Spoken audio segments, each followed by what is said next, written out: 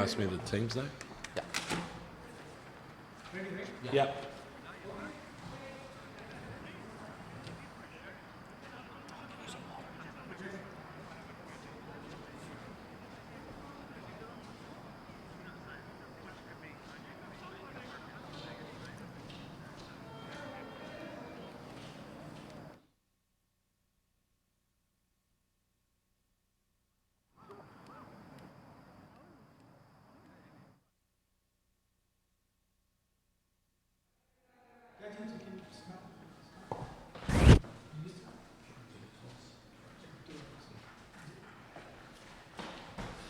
Hello and welcome back to the Sano International Cricket Ground here in Sano, just north of Tokyo, Japan. And now it is the home team who is going to play against the South Koreans, who had a big, heavy victory against Indonesia. But let's head down to the ground to Jay for the toss.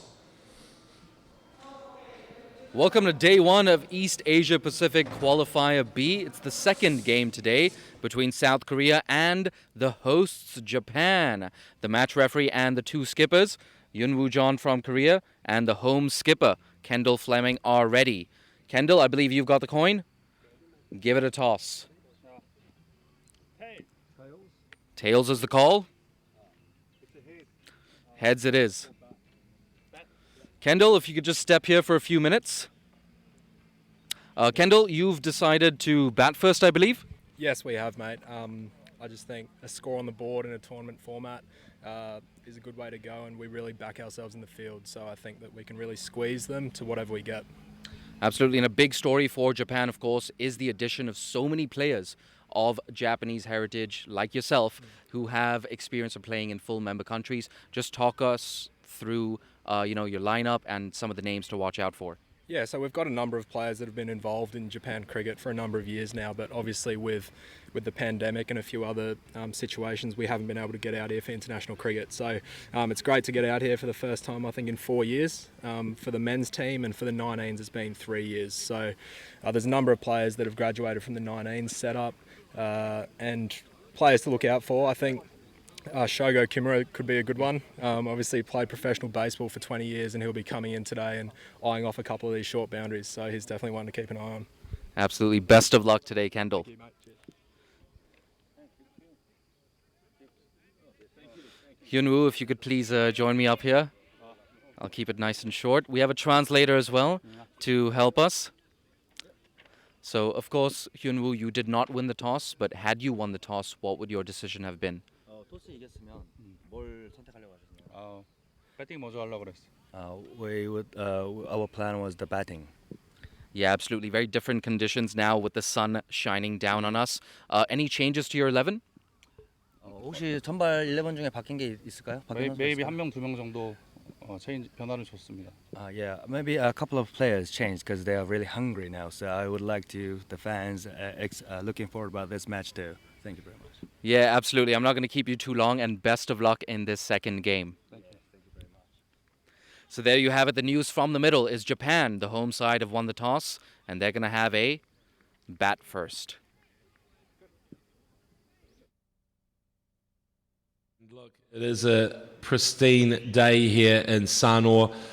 Yeah, we're just north of Tokyo and looking forward to this game between Japan, the hosts, and South Korea in this tri-series. Now let's have a look at the squads there. You can see pretty strong Japanese team, and we'll let Jay make his way back up into the commentary booth. He's just sprinted in off the field. He's rapid, I tell you. And look out for the captain there.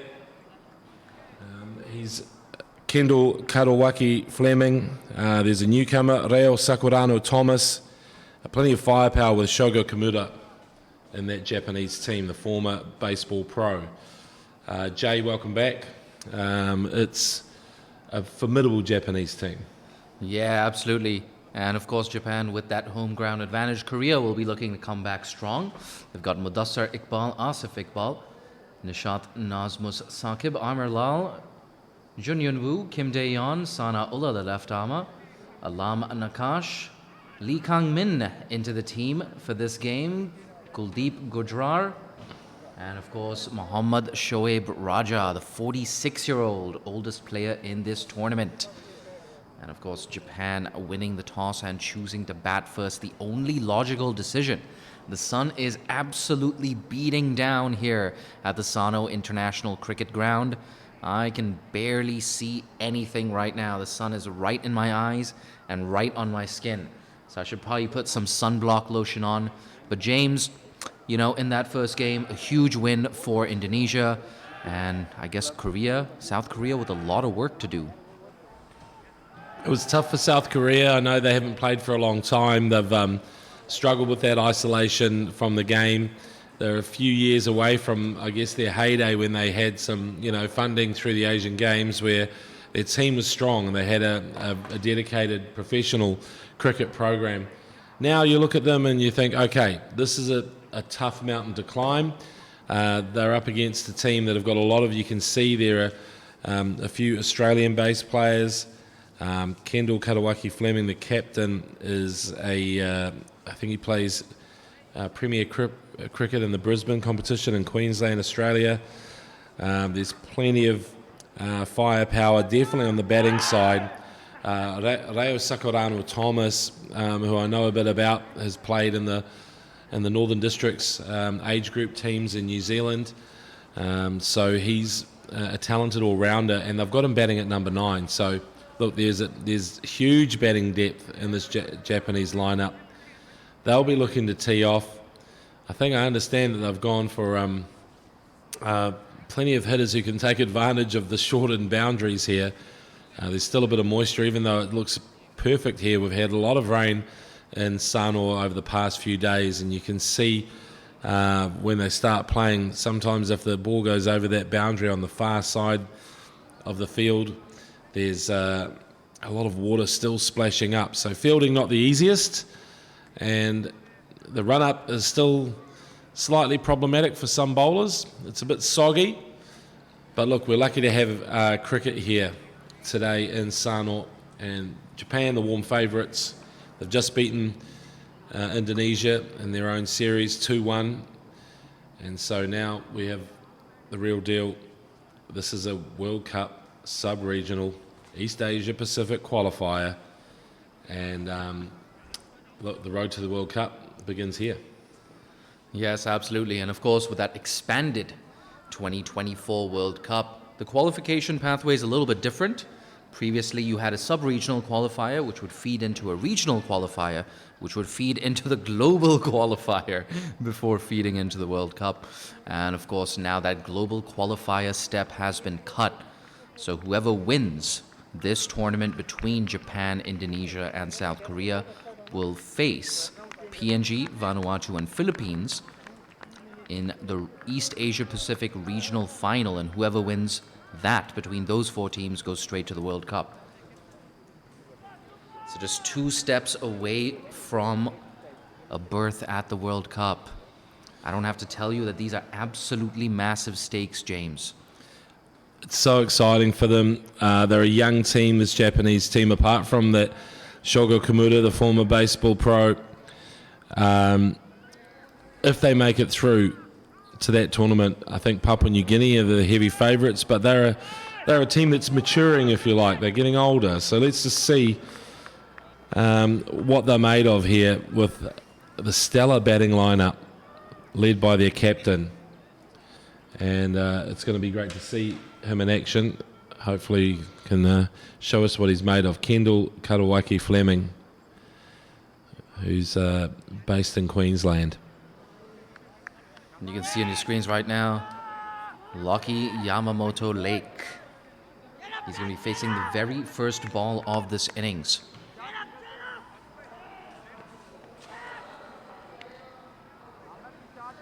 And actually opening with Yamamoto Lake is Supun Navratne. And of course, he is the strongest, well, at least physically speaking and visually speaking, he's an absolute gym rat, Supun Navratne, and he's often sent up at the top of the order to take advantage of the power play. So Kendall Fleming, expect him to walk in at number 3. First ball punched and down to that long on fielder for a single. James, what do you make of long on being all the way back on the rope right now? Yeah, it's an interesting one, but I also think it's fascinating they've decided to open with the spinner. So Lal, who did really bowl extremely well in that early game, they're putting their faith in him, the experienced man. Yeah, I tell you what, we are in for a contest right now. Supun Navratne pulls no punches whatsoever. And of course, mid-off is up in the circle. A reminder, you can only have 2 fielders outside that 30-yard circle. And those 2 fielders are a deep mid-wicket and long on. So if Supun Navratne wants to take a bit of a risk, he can go over mid-off. That's pushed to long on, takes the safe route. And now both batters are off the mark.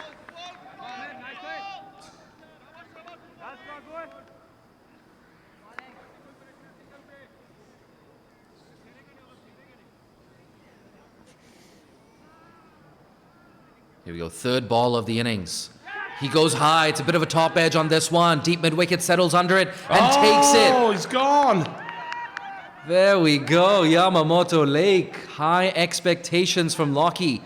Unable to deliver. I don't mind this intent, but he was unable to get the elevation on that one. Well, unable to get the distance, in fact. And it's first wicket down in the very first over. Well, he's about 20 metres away from the really short boundary, and that's what cost him. And that catch, as you see there, was right down his throat, and he was right on the boundary. It's a bit soggy out there, so the fielder did extremely well. Brave, but essentially now we get to see the captain. Yeah, absolutely. Yamamoto Lake, one of those players with experience of playing in Australia. And Kendall Fleming, one of the most well-known names in Japan cricket circles.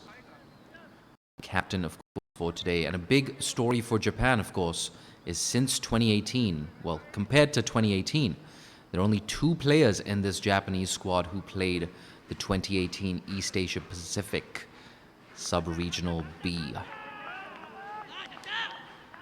But yes, a big moment in the game, an early breakthrough for Korea. Koreans are pumped. Why not? Amir Lau, it's paid off. Got a slip in position, and that slip nearly coming into play. Classic off-spinner stuff. I beg your pardon. I'm getting a little tongue-tied in the comm box. I'm excited. Well, it's a nice delivery, that just teasing outside the off stump. That's shorter, flatter, quicker, beats the left-hander. Nervous start here for Japan, and nervous start for Kendall Kadawaki Fleming. Well, Kadawaki Fleming, the captain, needs to just decide what he's going to do here, and I think he's going to try and get back to ball safely. Oh, no. A sweep is probably the most dangerous shot he can play after those 2 playing on this. This is the textbook of what not to do. I actually think this is enthralling, really, because if they give Korea have got some really good bowlers. They bowled well on that. It was just their batting that let them down. But if they put Japan on the skids here, it could be very interesting. Put them in absolutely. a bad corner them a little bit. I completely agree. That's exactly what happened in that 3rd T20I between Japan and Indonesia. It looked like it was all Japan during that series, but they were unable to clinch that 3rd victory and clinch a whitewash. It's something that gave Indonesia some momentum coming into this tournament, and they made the most use of that momentum. A 64-run victory in the morning game. But yes, if you're just joining us, the news from the middle is Japan won the toss and decided to bat first. And with runs on the board, South Korea, once again, they've been stuck into bowl, and they will be chasing. 2 for 1 after the first over, and Mudassir, this time he will be opening the bowling, and I like this. Mudassir coming from the other end. The run-ups are definitely drier from this end. Oh, look at that, nice and quick. He's got that longer run-up as well, James. Yeah. Good to see.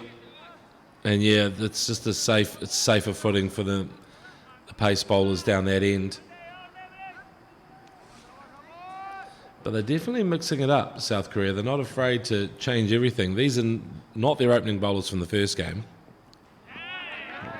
Lets that go outside the off stump. Supun Navratne sent out as a pinch hitter, but he's been watchful so far.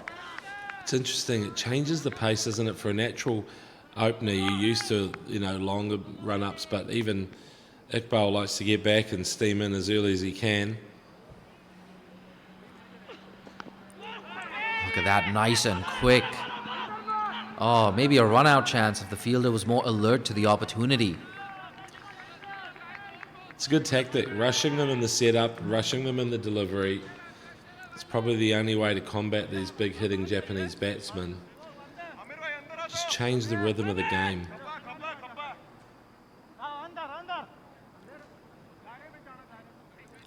No, mate, I completely agree. And once again, South Korea in the field and with the ball, like they did in the first game, so impressive. They picked up 2 early wickets in the power play, of course, against Indonesia, and closed out the innings really well. In fact, Indonesia was 75 for 2 after 10 overs. In the last 9 overs, they could only manage 55 runs. So South Korea, led by their spinners, dragging things back really well.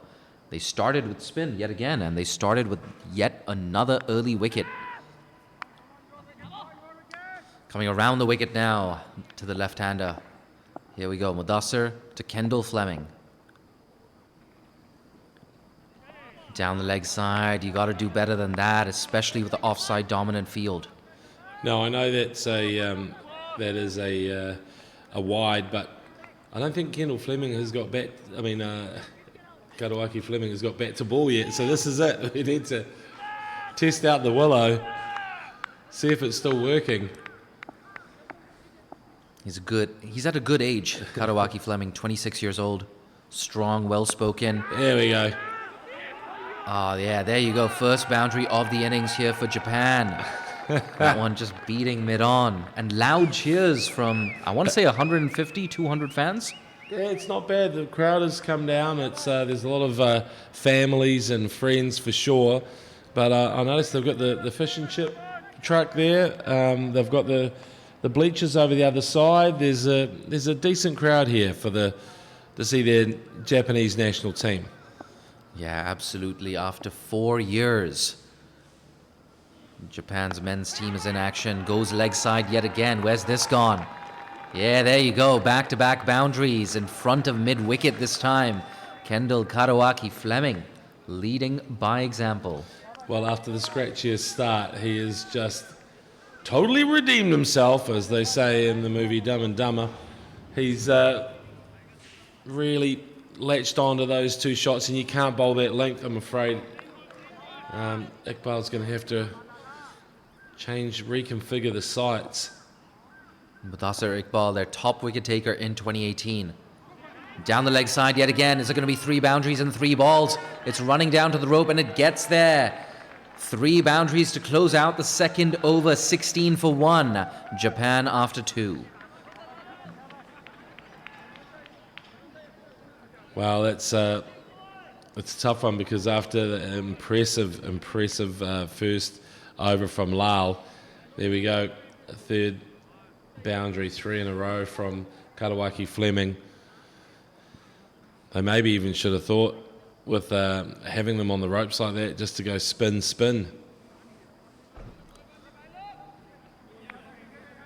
And there we go, that batting card for Japan. 3 boundaries for Karuaki Fleming. And once again, the reverse commentator's curse. James, you were talking about how he couldn't lay bat on ball. And that was definitely true. Yeah, it was. He couldn't. Let's see if the bat's still working, and then he did. He tested it out quite nicely there. Tell you what, Kendall Karuaki Fleming with a lightning innings in that second T20I against Indonesia. I think it was something like an 80 or 40 balls. Oh yeah. Look at that. Supun Navratne with the first maximum of the day for Japan. Well in front of square on the leg side and well over that boundary rope. That is nice. Just leant into it. And it's nice to see someone drop the knee and give it the full flourish. Wonderful shot. from Navratna. Mate, I tell you, there's never a dull moment with Super Navratna at the crease. They've stabilized a little bit after losing a wicket in that first over. Tucks it away on the leg side. That's an intelligent bit of batting. Simple single to fine leg. It's a lovely shot. It's the proposal shot. You get down on one knee and you just send it.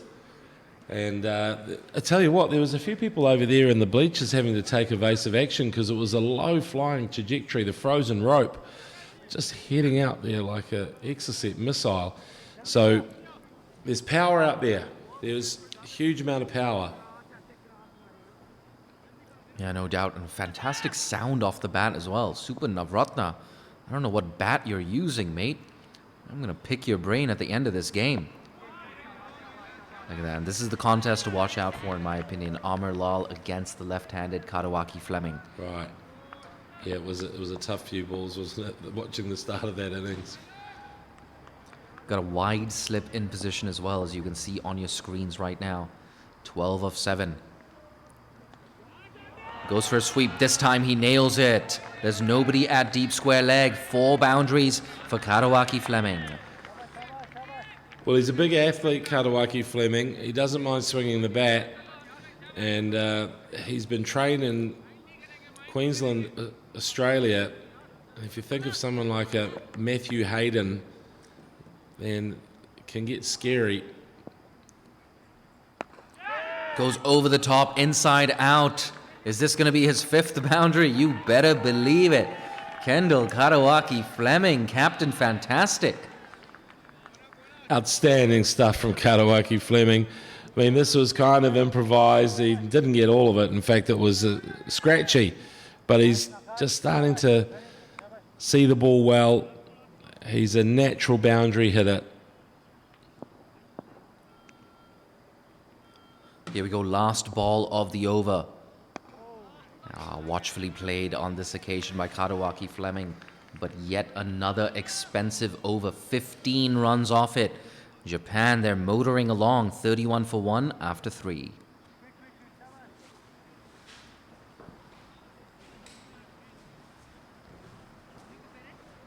But look at that, Japan going in excess of 10 runs per over. And a big story for Japan heading into this tournament, of course, is the addition of a lot of players of Japanese heritage who have that experience of playing in full member countries and full member environments.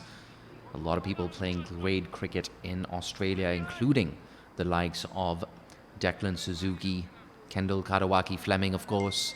He missed out today, but Lockie Yamamoto Lake, watch out for him. Takes a brave person to bet against the likes of Kadawaki Fleming and Yamamoto Lake having good, strong tournaments and making a big impact here at the Sano International Cricket Ground. 31 for 1 after 3 overs. It looks like we're going to have a change in bowling. Yeah, of course, they're going to bring in the paceman, Sano. And in fact, I don't know why they didn't start him. Maybe they thought that they liked the ball coming onto them too much, but after those 3 boundaries in a row, and the last over from this end from Iqbal, they said, okay, let's bring in the man with the heat. Coming over the wicket, that's full and played into the covers for a dot. But like I heard at the toss from the South Korean skipper, I beg your pardon, he said he just wanted to share the game time around the rest of his squad because everyone was quote unquote hungry to get out there. Oh. Yeah, he went after that one, didn't he? But there's a deep mid-wicket in position. Didn't quite get all of it, Supun Navratna. I tell you what, if he'd connected, it definitely would have sailed into those stands over there, that crowd. Yeah, there you go. Oh my God, it's really filling up here at the Sano International Cricket Ground. It really is. He seemed to change his mind mid-stroke there, which is impressive given that Sana's bowling at a decent clip. Sano Ula, who, if you've watched the first game, he was impressive. Coming over the wicket to the left-hander. Short, pulled. There's a fielder in the deep. And thankfully there's a fielder in the deep. South Korea They've been leaking boundaries in the last 10 minutes. Well, it's nice, just pulled right off your face. And if you've ever played cricket, you know that's a shot that you need to get something on it. It's just one of those ones. That's the plastic surgery shot. If it can go horribly wrong. And I love the fact that Ulla's quite happy to dig it in on the artificial turf. Here we go, the right-hander on strike, guided away. Yeah, there you go, backward point, making no mistake. A gully fielder, I beg your pardon. 2 balls left in the over, and some respite here for South Korea. No boundaries off this over so far, but can the left-armer Sano close things out?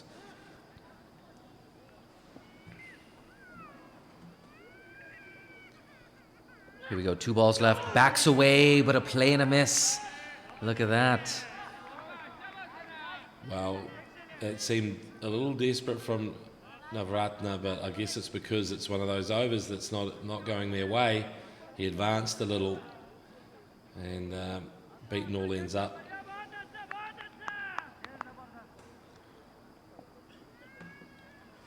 Last ball of the over. Has he beaten mid-off? No, he hasn't. But a bit of a fumble allows them to come through for a single. They're going at exactly 8.5 runs per over, 34 for 1 after 4.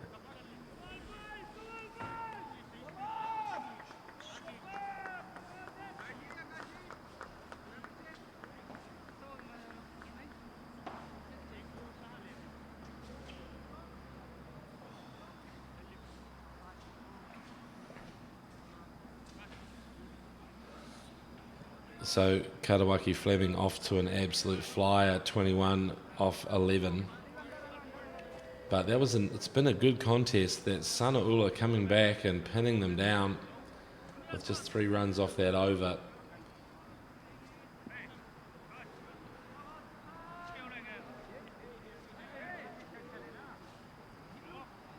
Now looks like they're going for a little bit more medium pace. There we go. The crowd is in.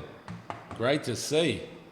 Masks on. A few expats there. A few cricket fans. Probably some people enjoying the game, hopefully for the first time as well. Let's bring the new fans in. Something good happening here in Sano. Got a good program. A lot of dedicated people here at Japan Cricket. And as Nakash into the attack for the first time today. That's a good start as well, bowling right on the money. I gotta say, I don't think South Korea have done too much wrong with the ball. But Kendall, Katawaki, Fleming, Supun Navratna, oof, this is good power play batting.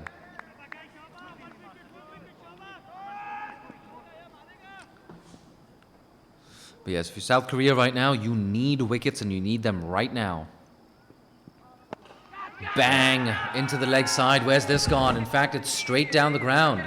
It's pitched. It's actually stopped. It's not for. That is, if you're a golfer, you would love that. The spin, just stopping it on a dime. But yeah, so there are a few soggy parts still left in this oval. If you've just joined us, there was this pitch, this whole entire outfield was underwater, sodden yesterday, and they've done an amazing job to get it game ready. Moves across his stumps, a big appeal. This is close. The umpire decides against it. Oh, James perhaps just sliding down leg. Wow, if you look at, there was so much movement from the batsman. He's gone across, and in fact, he's gone so far across, the umpire could see all 3 stumps, and that was the problem, I think, for the bowler there. Navratna on the move.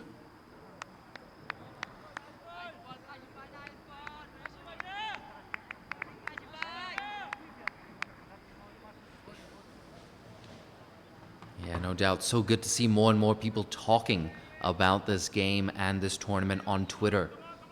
And of course, you want to tweet about the game, tweet with the hashtag T20 World Cup and EAP Qualifier. That's EAP for East Asia Pacific. That's pushed into the offside, calls them through for a quick single. And that's a good bit of running, good understanding between Katawaki Fleming and Supun Navratna. And nice fielding, really. I mean, I know he's gutted he didn't hit the target there. But there's been a good standard of fielding today. We saw that first catch, which is not that easy out on that boundary, which is very close to pretty much a watery sort of creek, really, running on the far side. They've had to shorten the boundary to about 49 metres. Bang over the offside yet again. How far's this gone? All the way for wow. 6.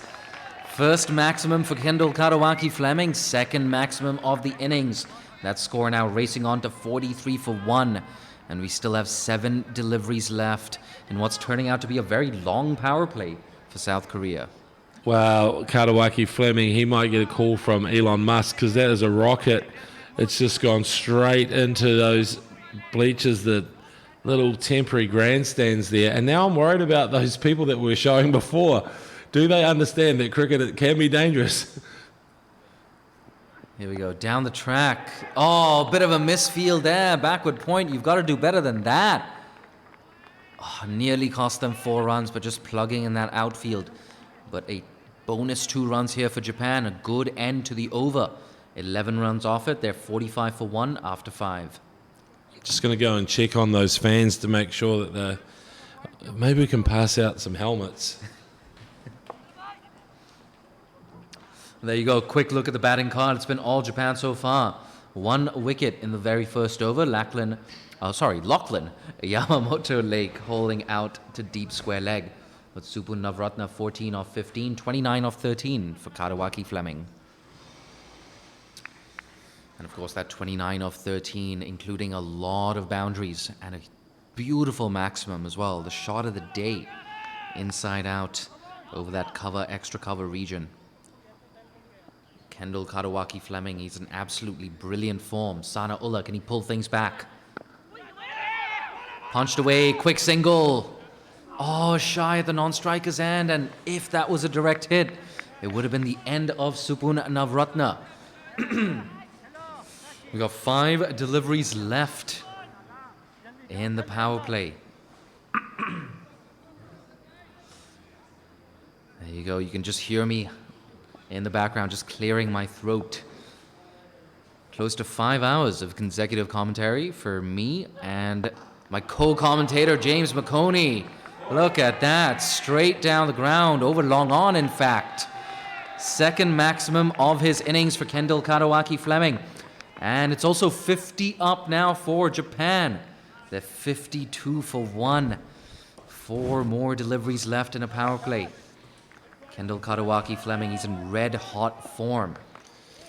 Yeah, I've asked Alan Kerr from Japan Cricket if we can actually get some protection for those spectators out there, maybe a shield of some kind, even handing out some baseball gloves. They're pretty good, handy with a baseball glove. I think we need some protection in the commentary box, some SPF 150 maybe. It's so good to see, though. Those run-ups are drying up. Amazing batting conditions as well. Sana Ullah under pressure. That's guided straight to backward point. And at the end of this over, we're going to hear more from Alan Kerr. I beg your pardon. This is what 5 consecutive hours of commentary does. Throat just drying up.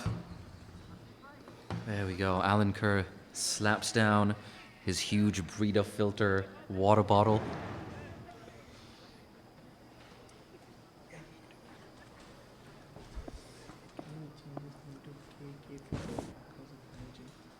Here we go, Kendall Karawaki Fleming. Bang, down the ground. And he splits that gap between mid-on and mid-off. It's going to be yet another boundary. So he moves on to 39 off 16. All right, great shot there from Karawaki Fleming. He is approaching that 50 mark very, very quickly. And remember, his first 3 balls couldn't get bat on ball. 3 dot balls to kick off his innings. The next 13 balls, it's been a different story. Look at that, a run-out chance. Oh. You know what, I don't blame South Korea. On the heels of that 30-yard circle, I'd be doing the exact same thing when Kendall Karawaki Fleming is on strike. 40 off 17 for the left-hander. Last ball of the power play. Talk us through this last ball, James McConey. Well, it's an interesting one, isn't it? Because Karawaki Fleming absolutely putting on a show, but now is Navratna his chance to join in. And he does. Impressive. Majestic. Straight over the bowler's head for 6. Don't mess with this Japanese team. They will hurt you. And if you're not careful, when you're in the crowd, they will hit you. Because they right now take evasive action out there. And we're joined by Alan Kerr, who's from Japan Cricket, as the... well, you can explain your title, Alan, and what you do. Thanks for joining us. Thanks, James. Yeah, good to be here. I'm the head of cricket operations at the Japan Cricket Association, which means I sort of look after all the cricket of the Cricket Association. So, yeah, it's been a fun, a couple of months preparing for this tournament. It's been on the cards for such a long time, but should have happened a year ago and was postponed. And, yeah, a few challenges around the weather and the build-up, but it's honestly so good to be here now. One game completed this morning, and great to see Japan flying along with a 61-run partnership from 33 balls I'm seeing on the screen beside me. So yeah, it's a pleasure to be out here watching these guys. Tell me about Kendall. How did you find him, or did he find you? Yeah, he found us. Kendall was born in Japan. He was born down in Kyushu. And he lived in Japan until he was about 8 when he moved back to Brisbane. His parents tell some pretty funny stories about his first few years at school when he couldn't speak any English, and the teachers just thought he was quiet. He came back over here, I think, before starting uni. He just came over for a summer, and we met him then. He was quickly picked up by the Chiba Sharks Cricket Club. A little bit of confusion out there. Yeah, there is a bit. It's all right. There's, in the end, no run. Yeah, he was quickly picked up by the Chiba Sharks, and he's been playing cricket out here pretty much every year for the last 7 years. He comes out and tries to get a few games in when he can. He also supported the under-19 team when they went to South Africa for the World Cup in an assistant coaching role. So he's put a lot into Japan cricket, for sure. Great to see. There he is, and plays it away. He's thinking about a second, but won't. Yeah, I mean, this is a guy who's been playing first grade in Brisbane for several years. A major player at the Norths Cricket Club out in Queensland, and he was saying to me just last night, actually, he came round for mine for dinner, and we were discussing how much he's been looking forward to this and how this has been his biggest motivation. Like everything he's been working for has been playing for Japan. So he's so passionate. He's so delighted to finally be able to do it, having been in the squad for 3 years without any cricket. Yeah.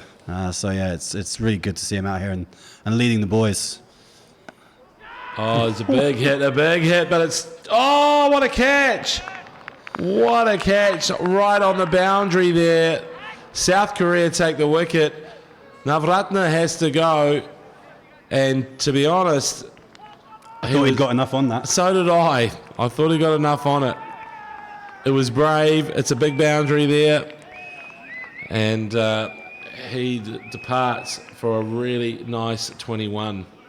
Yeah, Supun's usually set in to be the aggressor in the opening pair. So the way Kendall's been batting, Supun's just been able to ease off a little. But then I think you see this sometimes, don't you? When one batter's going so well, the other guy, when he finally does get a chance, he's trying to put it out the park. Yeah. And actually he just needs to play the support role with how Kendall is batting. That's it. Yeah. When someone's got the hot hand, you sort of become the wingman. It's... it's going on at such a rapid clip. I don't think I've seen this for a while, and it's nice to see. So, Alan, what about your role in terms of finding players or working with the development of players? How are you managing that in Japan, and where are you getting your players from? Yeah, well, I came over here back in 2014 to set up the Cricket Blast program, which is our under-12 program. Yeah. And that's been, the main pathway for players to come through over the last sort of 7 or 8 years. When we went to the World Cup in South Africa, the under-19 World Cup, I think 11 of the 15 players who went on that trip had come through that program, which was fantastic. It shows that the program was delivering something. But we also understand that sport goes in cycles, and sometimes you have to wait for the next batch to come through. And maybe we did just get a bit lucky with a really great crop in that cycle, but there's some talented kids coming through now.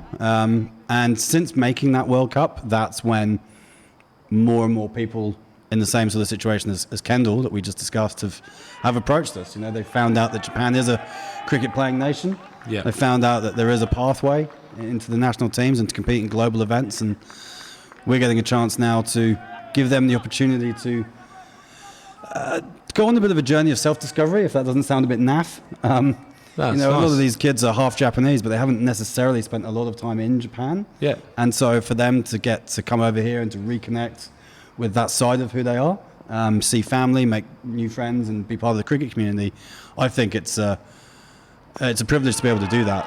Oh, wow. Oh my goodness. Excuse me while we just look and admire at another 6 runs there from Karawaki Fleming. He's cleared the advertising hoardings down there. There is a long boundary down there, I must say, because the pitch has been moved, and he's cleared it, and he's on to 47, and we might be celebrating a half century. And before we actually do that, I just wanted to find out, we have got Shogo Kimura. Can you tell us a bit about this baseball legend who is in your team, and how he sort of ended up playing for Japan? Yeah, so this was a project we put together a few years back to try and find promising athletes from other sports. And we approached the MPB, the National Pro Baseballers Association, and we were kind of looking more for a young player who might not have made the cut or might have had an injury and just kind of missed on his chance on becoming a professional. But actually, the guy they approached us with was Shogo, and he was 35, 36 at the time. This was, I'm going to say 2016 maybe. Mm-hmm. And Shogo had been a pro player for 15 years or so. He'd played at Hiroshima Carp, he'd played at Seibu Lions, I think, to name 2 of them. And, in the Pro Baseball League in Japan, you basically have a draft almost every year. And he got his first serious injury at 35. He did his knee. And bad bit of timing, he didn't get picked up. Yeah. So, he'd had a thoroughly successful career. I don't think he'd won any major honours, but he played in some of the major finals. So he's the kind of baseballer that if you follow Japanese baseball, you'd probably know who he was. Yeah. And he came to us and said, look, I want to have a crack at cricket, and I've learned about this sport, and I want to have a go at it. And Ooh. he's come out and had a crack, and he's been to Darwin, and Northern Territory Cricket helped out with some of his coaching early on. Spent a bit of time in Melbourne as well. And yeah, he's taken to it. It took him a bit of time. He was techniques very grounded in baseball. It's got a lot of muscle memory to try and forget. Foot movement, things like that. But what he does have is when the ball's in his arc, he can really put it away. And this season, things seem to have clicked for him a little bit. At the start of this year, he's well into his 40s now. He's like 42, I think. Yeah. So this year, in the first game of the season, chasing 250 or something, he was 78 not out with 6 overs to go, and it looked like the game was just meandering. And suddenly hit 7 of his next 10 balls for 6, and they won with an over to spare. And there's not many guys who can do that in Japan. He hit 30 off an over in a T10 game. Wow. About a month or so ago. Oh. Speaking of big hits. Kendall Kadawaki Fleming. That's another half There century. he is. Yeah, raise your bat. There we go. Well played, Kendall. Alan salutes him. And, well, he should, because that is just a exceptional knock off 21 balls. He's got 51 now. And that is how you play T20, ladies and gentlemen. So he made a half century in the warm-up matches against Indonesia. And I think that was off 23 balls, so he's gone 2 better. Wow. Yeah. When he's in the mood, the boy can play for sure. So yeah, Shogo in the team today, I think, targeting that short boundary. He's a left-hander. He brings a different mindset when you've got a former professional athlete in what is an amateur team. He brings just a whole different perspective and insight and training attitudes and everything. So he brings something to the team like that. He made his debut for Japan actually in 2018 in Hong Kong. Yeah. And we weren't really sure if he was going to kick on, and he if we're honest, he probably protected his wicket too much. Right. He didn't necessarily play to his strengths in those first couple of years. He was a bit nervous of getting out because he wanted to succeed so much. And now I think he is kind of discovering or understanding the game a bit better and what his role is in the team. Yeah. So, there's not many guys who can come and clear the ropes so quickly from the off. And Yeah. that'll be his role today. We'll see if and when he comes in. He will be sent out there to hit. And he understands now a bit more that if he scores 10 off 5, that's okay. Yeah. But if he scores 20 or 40, that's not. Yeah. And that's the mindset that we're trying to change with him. Yeah, interesting, isn't it? Yeah, that's it. I guess, you do have to put the stats aside and your ego aside a little bit as well, don't you? And he's an amazing athlete and trainer. I just saw him throwing a ball before the game. It looks like he could throw it 100 metres. They don't want to take quick singles to him. Yeah. Absolute rocket arm. Yeah. But again, one of those little things we've had to coach. He's still got to attack the ball more. He still waits for it to come to him a little bit, but he's adapted. Yeah. And he has been a bit of an inspiration for others as well. There are players from other sports interested in cricket because the Shogo story, the key thing that the Shogo story did, it stopped people talking about cricket as like a gimmicky sport. Suddenly there were more serious news pieces coming on Japanese mainstream TV. Yeah. There were things about how Virat Kohli, MS Dhoni were in the top 10 sporting earners in the world. And they're like, these guys play cricket, there must be something in this sport. Whereas before it was like, oh, look at this sport for goes for 5 days. Isn't this silly? It's so hard. But now people are taking it a bit more seriously, and that's great for us. Well, you got Kendall out there doing his impression of Chris Gale, right? So Exactly. I mean, there are ways to excel in this sport, and I would love nothing. It'd be so amazing, the story, if Japan could get an IPL cricketer. Oh, well, that was certainly Shogo's goal to begin with. I mean, Yeah. He set the bar high. Look, we've talked about in the office, there are enough T20 leagues around the world that some of these guys are good enough to play. And I've watched a fair bit of the Everest Premier League because I've spent a bit of time in Nepal. And I look at that as one that our guys, a couple, certainly our top guys, I don't think they'd look out of place. And someone like Kendall, he's 27 years old. He knows his game very well. A lot of the boys in the team are still pretty young and are still learning. But as they mature, this team's only going to get better and better. And I do want to mention Sabarish Ravichandran. He's been in for 6 balls. We haven't really talked about him yet. Yeah. Sabarish is a multi-cricketer of the year in Japan, and is one of those guys who captains his club and he coaches kids, and he really puts a lot into the game here. So he's one of the, I think there's 3 today non-Japanese passport holders playing.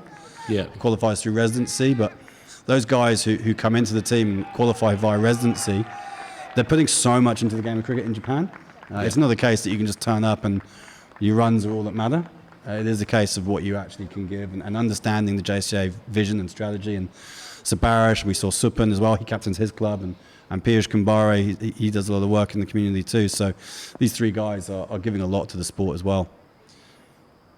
This is Lau coming in now to the captain. Is that the captain? It is. Yep. And he's just played it, just dabbed it down. He's just waiting for another launch pad to go nuts. But look, I think Alan, just seeing what you've done here is incredible. Credit to you and the team here at Japan Cricket. I've been thoroughly impressed. They're a great bunch. This team. They're a young team, so if you can keep them. Here we go, and he did launch, and I'm worried about those people. And thankfully, nobody is hurt, and that's another 6 runs. I'll tell you what, you may notice a group of people down in that corner going berserk. That's all Sabarish's teammates from Tigers Cricket Club. Ravichandran's mates, yeah. He's hit the ball straight at them, and they'll be delighted with it. They're out in force. They're all in their Tigers Cricket Club uniforms. Yeah. It's fantastic. Guys and girls. A couple of little kids in the little shirts as well. Here's Lyle again. And it's played just dab down there right in front of him, a defensive shot, and Now, that's the end James- of the over. James, you're probably more known for your rugby commentary. So here you are watching cricket in Japan. Was this something you ever thought you'd get to do? Absolutely not. It's an honour to be here. I love the fact that cricket is flourishing here, and I played club cricket in England. That was the most exciting it got for me, seeing actual proper village greens that you only ever used to see on television. But what you've done here at Sano is really impressive. Rugby, bit of everything. I'm mainly out and about interviewing people, so I've actually come here from interviewing NBA player Stephen Adams, who's a New Zealander, over in Memphis, and then I was in New York interviewing Sean Marks, another Kiwi who's in charge of the Brooklyn Nets. Then pretty much, and also IndyCar driver Scott McLaughlin in Charlotte in North Carolina, and hopped on a plane and came to Tokyo. So I'm really glad to be here, mate, and look forward to hearing more stories from you. Yeah, we've got plenty of them. Especially about Doc Martin and your life in Cornwall. Maybe we'll do a chapter 2 tomorrow or something. But thanks very much for joining us, Alan. My pleasure, guys. Great Keep to up the see good you. work. It's seriously Cheers, hot mate. in here, Jay. I don't know how you've been surviving, but It's good so on hot. you.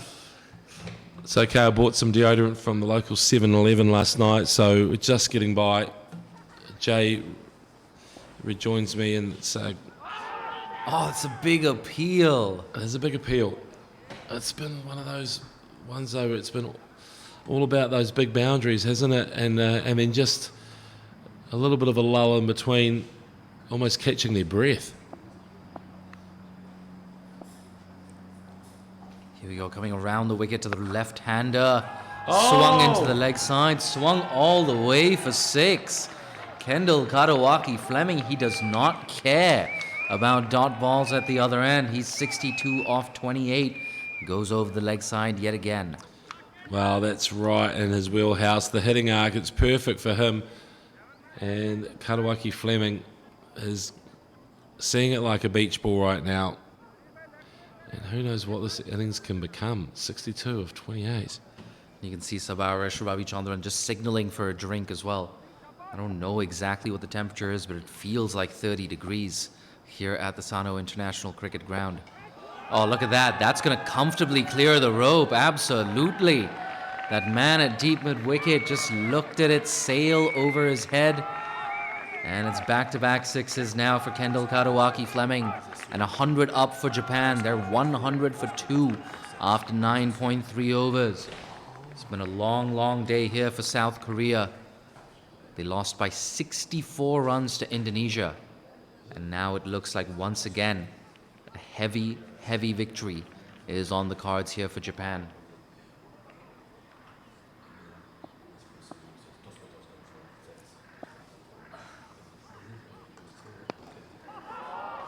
Oh, this time over, long off, made that 3 consecutive maximums. Kendall Kadawaki Fleming, 100 is on the cards for the powerful left-hander. All that effort, all that experience playing in Brisbane, playing in full member countries against so many players who train day in, day out, where that's their full-time job. Oh, look at that. 4 maximums in a row. Watch out, cameraman. In fact, it goes well over the cameraman too. Well, it's getting into the Carlos Brathwaite, remember the name territory right now for Kendall Kadawaki Fleming. And, man, that is confidently hit. He's just on top of things. 80 off 31. Stay tuned. Don't go anywhere. This is an unreal innings. Haven't seen anything like it for a long time. I tell you what, whoever's compiling that highlights package, he's got some choices to make. 4 consecutive maximums. 112 for 2. You know, I was about to say that South Korea were just dragging things back, but, well, not so much. Coming around the wicket. Bang! How far is that? That's gone all the way. Look at that. Alan Kerr with a huge smile on his face. Oh, 118 for 2. And we're only at the halfway mark. 86 off 32. Kendall Kadawaki Fleming, he was on fire last week against Indonesia. Well, I'll tell you what, this is not fire. This is lava.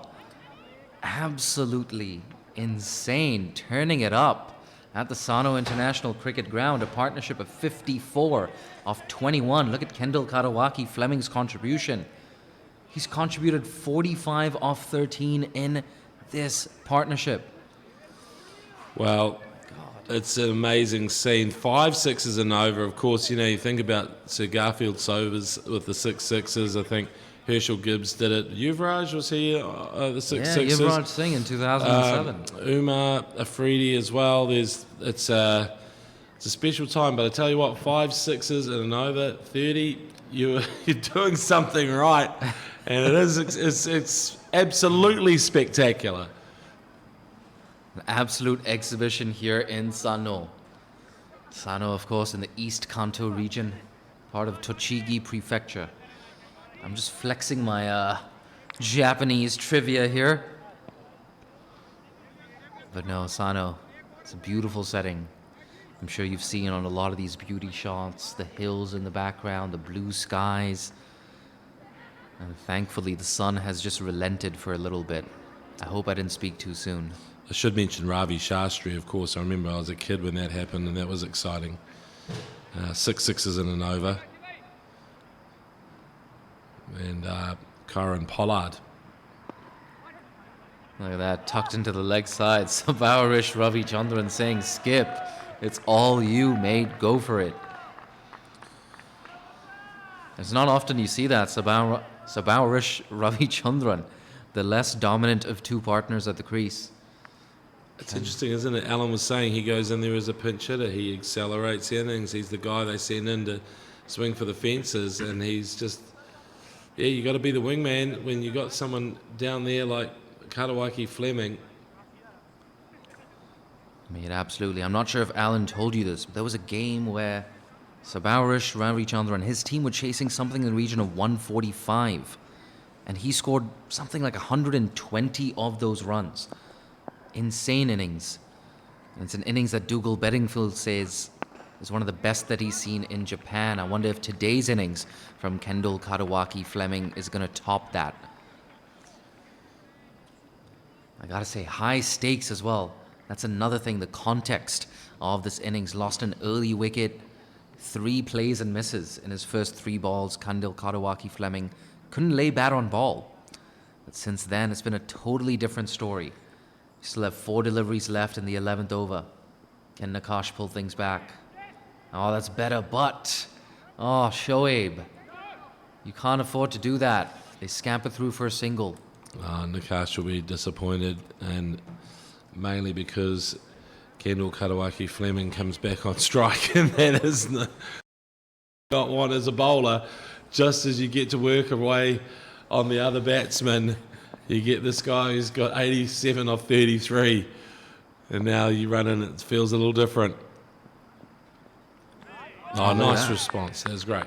Man, I'm not gonna lie. I was a little bit surprised. I'm not used to a play and a miss from Kendall Katawaki Fleming. Tell you what, though, a rare over where South Korea are yet to concede a boundary. 3 runs off the over so far, 2 balls left. If South Korea want to pull things back, they have to get rid of Kendall Katawaki Fleming right now. It's guided into the offside, back-to-back dot balls.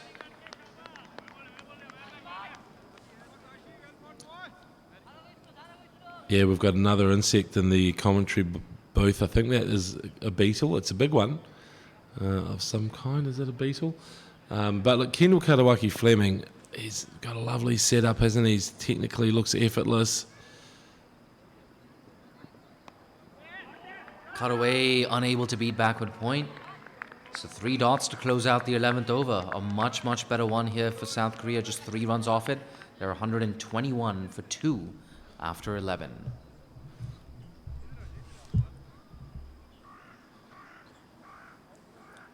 There we go. There's the Manhattan. And even though I've had to make room for the 30, which makes the other overs look not so great, but just remember that 20 is normally the one that's dominating. Anything near that would be the top of the skyscraper, but there it is.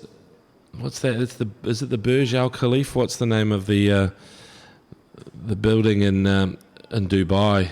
Yeah, the Burj Khalifa. Burj Khalifa, that's the one. Burj Khalifa, right in the middle of that Manhattan.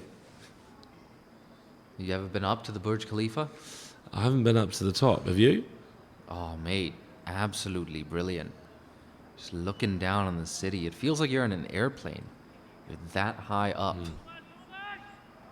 It's amazing at night, all the lights. Here we go, Mudassir Iqbal, can he make a breakthrough? Maybe, maybe not. Landing just short of the fielder, it's just a single. And Sabarish Ravichandran gets into double figures. He's 10 not out off 11. But more importantly, skipper Katawaki Fleming back on strike.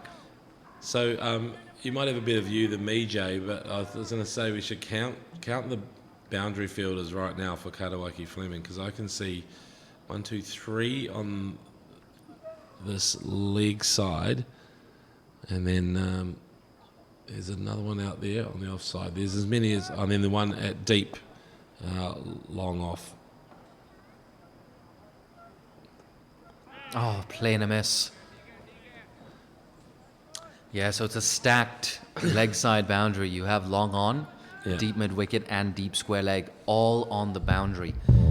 I gotta say, I don't blame South Korea for doing that. But a reminder that one of those boundaries, hitting straight, it's a little bit shorter. And there we go. Oh, that man has a lot of work to do. He's not gonna catch up to it. My God, James, I thought that was just a single, but he timed it so well. And now he's into the 90s, 91 off 38. Well, I need Kendall to get his ton before he gets to 50 balls. It just needs to be something like that, and then we can maybe compare it with other T20s, just for stats and fun.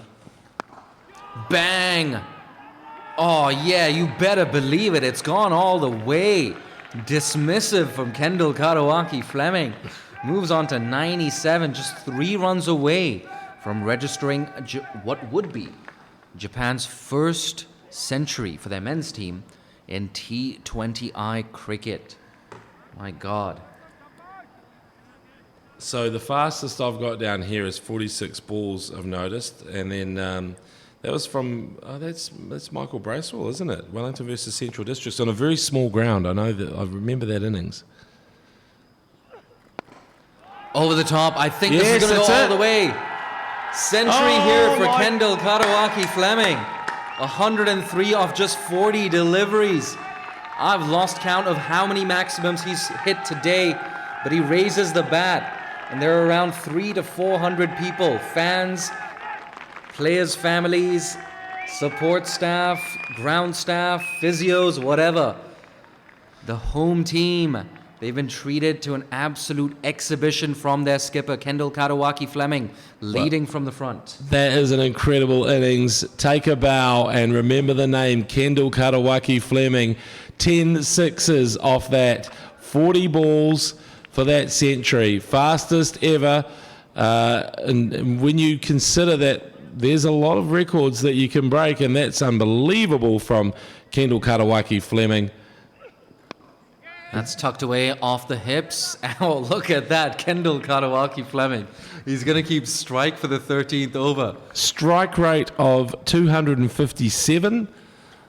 And it's just a thing of beauty. And what a knock. Great to see. 40 balls. And he scores a ton. Look at that. Kendall Katawaki Fleming. His parents flew in yesterday. And they're going to be very, very glad that they bought that ticket, coming all the way to Japan from Australia, I believe. So here we have I've gone onto my old faithful house stat. So we've got David Miller with a 35 ball T20 International 100. We've got Rohit, of course, is in there with a 35, but it places him up there, and I'd say at this level, it must be a Japanese record for sure. Yeah, mate, I'm going to put some feelers out on social media in that innings break. Try to get some stats. Maybe a top 5, definitely a top 10 fastest in men's T20I cricket. Just an absolutely insane innings. Kendall Katawaki Fleming, he's still there. Look at that, what a sound off the bat. It's going to be just a single to that deep cover. So 35 balls is the record, and that's an international T20 here. Fastest 100. There's Miller, there's Sharma, Wickramaseka, Wickramasakata, and of course... Here we go, coming over the wicket, Sabarish, unable to put that away. They're going to scamper through for a single. So look, some of these innings, there was a Czech Republic versus Turkey, there's Romania versus Turkey, Hungary versus Austria. So if we're going T20 internationals, this is going to go in at 1, 2, 3, 4, 5, 6th. Do we have someone, maybe a Ravija Sundaruwan somewhere on that list? Let me have a look. Oh, bang! That's coming down towards us. Oh, bit of a misfield there at long on.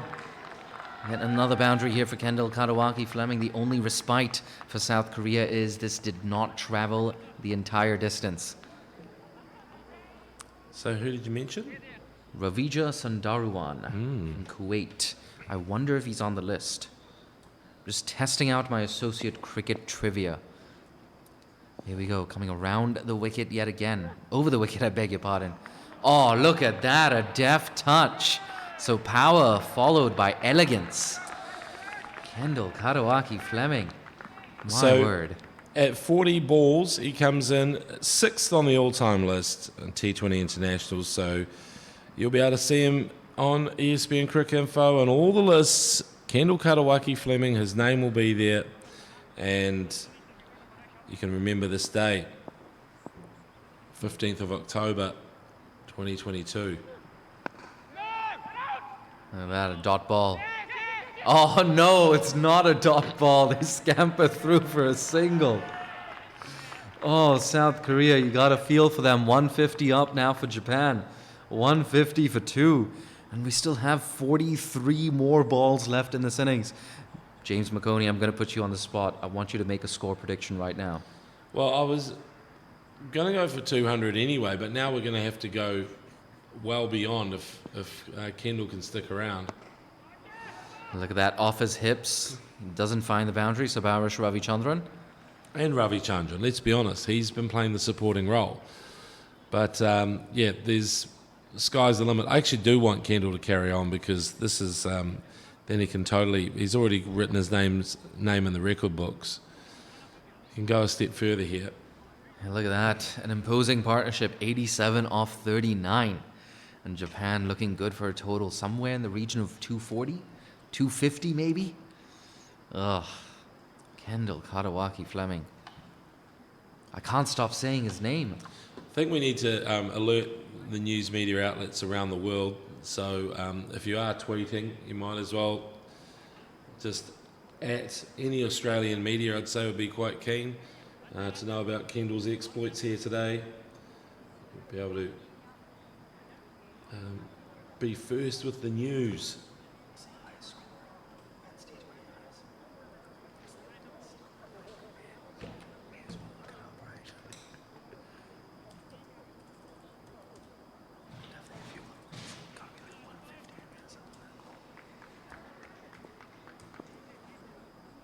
It's going to be Asif Iqbal to continue from the other end. Sabarish Ravichandran just eyeing up that leg side field. The right-hander on strike. Bang, he goes down the ground. In fact, into that cover region. A run out would have seen that third wicket fall. Tell you what though, Sabarish playing the supporting act. And you can see exactly why on this artificial surface. The ball's not doing too much, but it's absolutely flying off Kendall Katawaki Fleming's bat. Well, there he goes again. It's catchable, and he's taken. He's gone. He's gone. The end of a great innings. Kendall Katawaki Fleming departs for 114 off 45 balls. And what a knock, Jay. Have you seen anything like it? Mate, not in a very, very long time. Kendall Katawaki Fleming. Mate, I don't even know what that strike weight was, but touching 250. It just gives you an indication of how, well, merciless Kendall Katawaki Fleming has been. Gets a warm round of applause from an appreciative home crowd here. And for a lot of these spectators here today, it's probably the first time that they've watched cricket in Japan since 2016. We did have, of course, that 3-match series between them and Indonesia. But the real buzz is around this tournament itself. That's what people have been saving their money for. A lot of people flying in, a lot of parents flying in for this tournament, and a lot of people driving down from Yokohama, from Chiba, from Kyushu, from Tokyo. They're coming in from all over Japan. Fantastic home support for the Japanese team.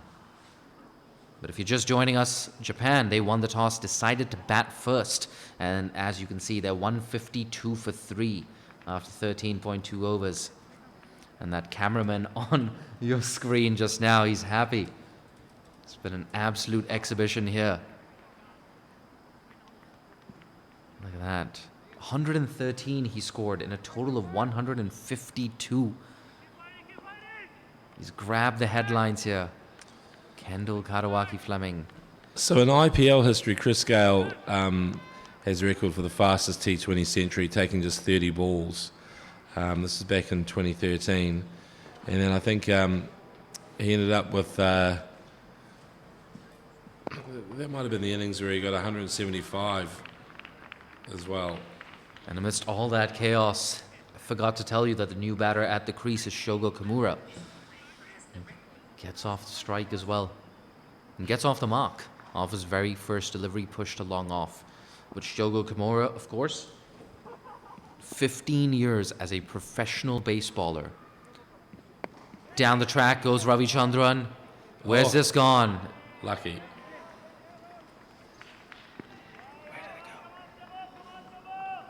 Yeah, found the gap. Found the gap, and I tell you what, it wasn't well hit, but these fielders are so used to being out on the boundary and far apart from each other. He skied that one pretty high, and it just dropped safely. So now let's get a chance, have a look at the... Sets up a lot like a baseballer. This is Shogo Kimura. Here we go, Shogo Kimura. Oh, look at that. That's a baseball shot, but it's taken in the deep. Look at that. Bit of an anticlimax. He's put it down. It was in and out. Look at that. Shogo Kimura thought he was gone as well. He started walking back to the dugout. Yeah. No, so that was... Almost took it in his stride, and it looked hard to drop it from that point because it was right in his hands. Well, Shogo, both you and me, brother, I thought that was taken. That's into the leg side. Work to do here for deep mid-wicket. Does well. And fires in a throw. Ooh. Needed a direct hit. Kind of impossible from that distance to get a direct hit. Nonetheless, a successful over the wicket of Kendall Karawaki-Fleming. And Japan are now 157 for 3 after 14. So here's the worm, and it's going berserk. It's heading on up. Even though Karawaki-Fleming's taken off and he's graced us with that incredible innings, really looks like there's a lot of hitting left in this Japanese team.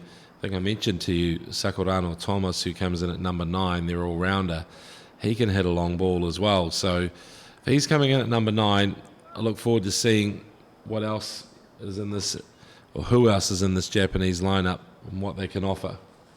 Mate, Japan have so much batting to come.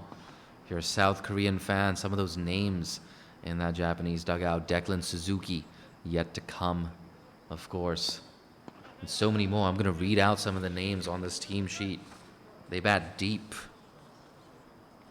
You got Reo Sakurano Thomas, of course.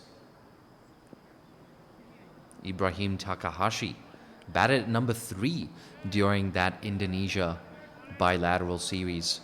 And Ibrahim Takahashi, he's not known as a hitter. He's more of an anchor type player. So I wouldn't be surprised if we don't see Ibrahim Takahashi bat. But we're going to see him with the ball. And he may even open things up in the power play with his off spinners. Oh, big swing and a miss.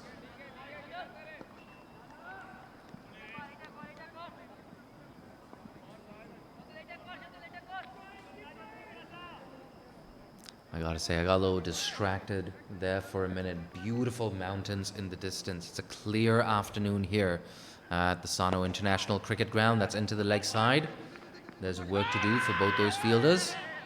And they're unable to prevent the 2. Look at that. Shogo Kimura lightning quick between the wickets. He gets a loud round of applause as well from the dugout and the fans. Yeah, it's one of the fastest 42-year-olds you'll ever see, Shogo Kimura. Wait, if you told me he was 22, I'd be like, that's one of the fastest 22-year-olds I've ever seen. Shogo Kimura. Fit as a fiddle. Ooh. Yeah, Shogo. It feels like the calm after the storm, after Kendall's innings, but now Shogo wants to pick things up and send them over the fence.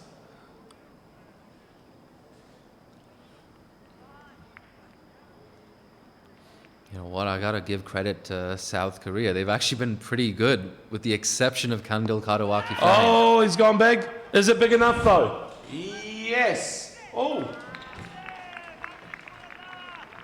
It's a 4-line ball. It's 4 runs, I think. Yeah, we got a bit of blind spot here up in the commentary box, but just plugging in the outfield had enough on it to sneak through to the boundary. So first boundary here for Shogo Kimura. He's 8 off 7. So over here they say a boundary of 4 runs is doskoi and 6 runs is doskoi doskoi, which is sumo terms, sumo wrestling.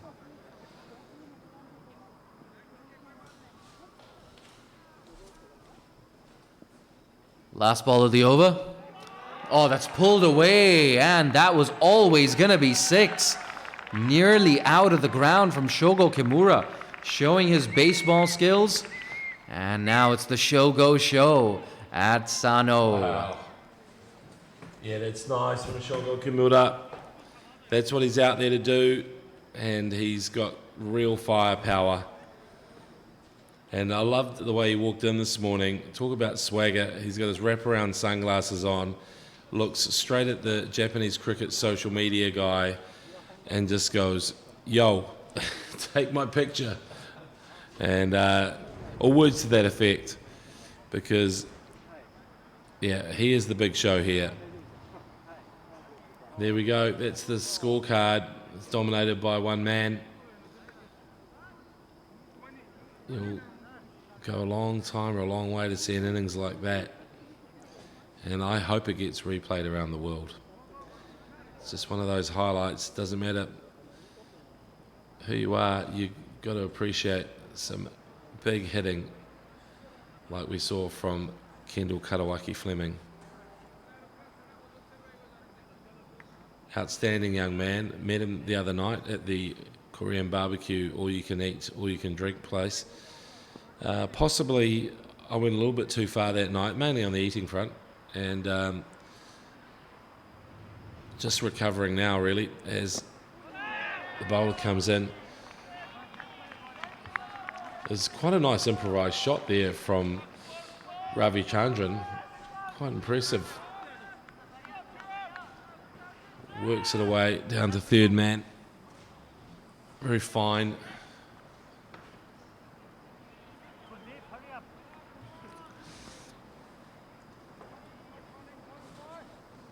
And it's great to see that we've got 2 games on. We've had the first game, of course, Indonesia beating South Korea.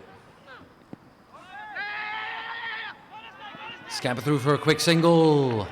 Good aggressive running. Nice.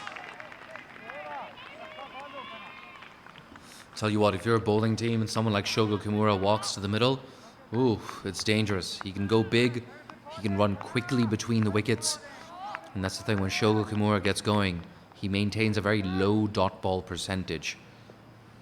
And dot balls, wickets, that's exactly what South Korea need at this point in time. Swing and a miss. There's one of those dot balls. I would argue South Korea, they also need a time machine. Whew.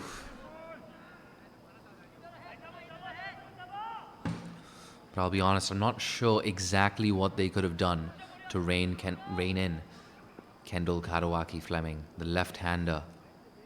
Got to his 100 off just 40 deliveries. That slapped down the ground. He's mistimed it, but he's still going to pick up a single.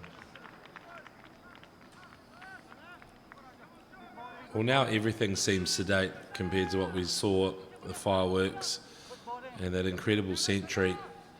But this is the time. It's the, almost the 17th over next, and you've got 3 overs to go, and Go nuts, launch, hit some boundaries. Ooh, that's cut away. A rare dot ball there to close out. In fact, oh no, there you go. It's been taken. Look at that. No celebrations from South Korea had me fooled. That's the end of Shogo Kimura. Bright and breezy. 14 off 10 for the left-hander. 4 wickets down now for Japan. They're 172 for 4. And we still have 1 delivery left in the 16th. Well, Shogo, he gave it a nudge. He did his best. We saw it.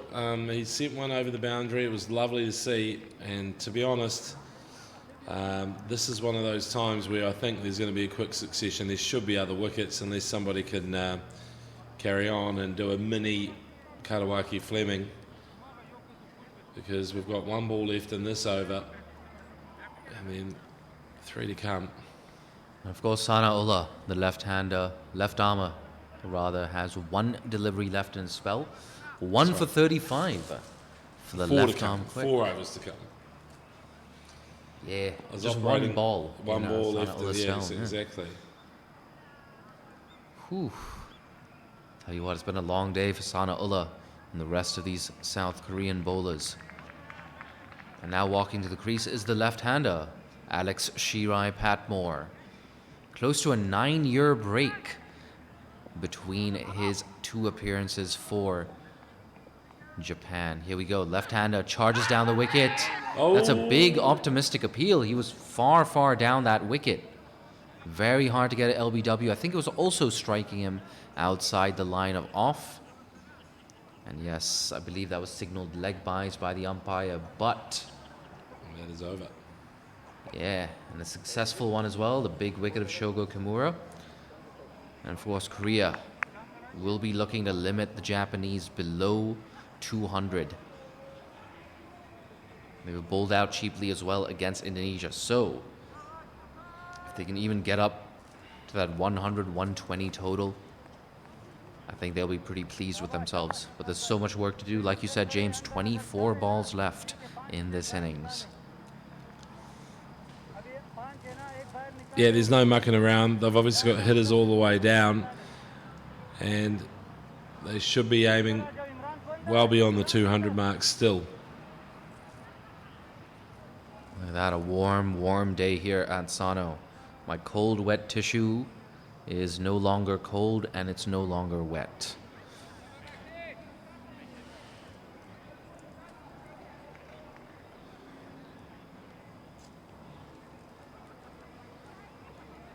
We have change in bowling. Back into the attack is Nakash.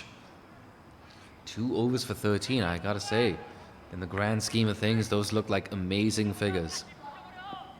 Can he drag things back? Alex Shirai Patmore.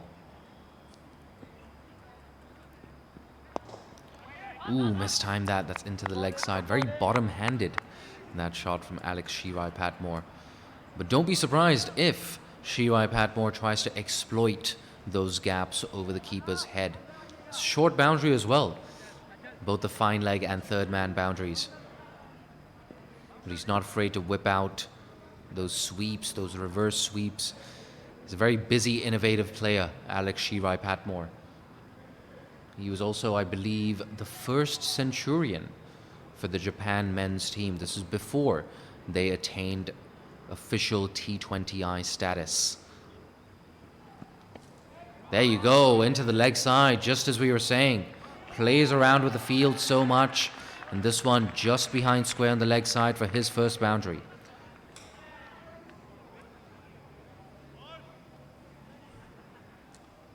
I gotta say, drifting onto the pads, it was easy pickings for Alex Shirai Patmore. Of course, played for Japan for the first time in 2012, I believe. And close to a 9-year gap between appearances in 2013 and his next appearance, which was just last week, in fact, against Indonesia. Look at that, just as we were saying. Pulls out that reverse sweep. Playing around with the field. I love watching this. And hitting it to that short boundary as well.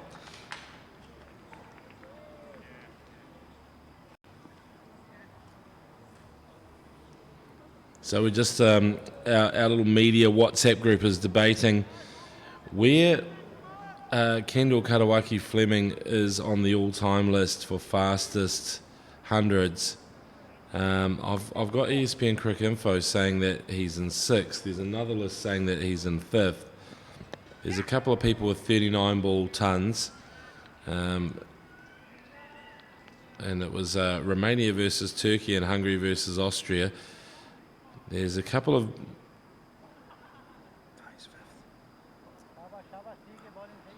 Yeah, I think we're going to go with 6, clear 6th. Yeah, Alan Kerr, mate, you're using some questionable sources, some of these URLs.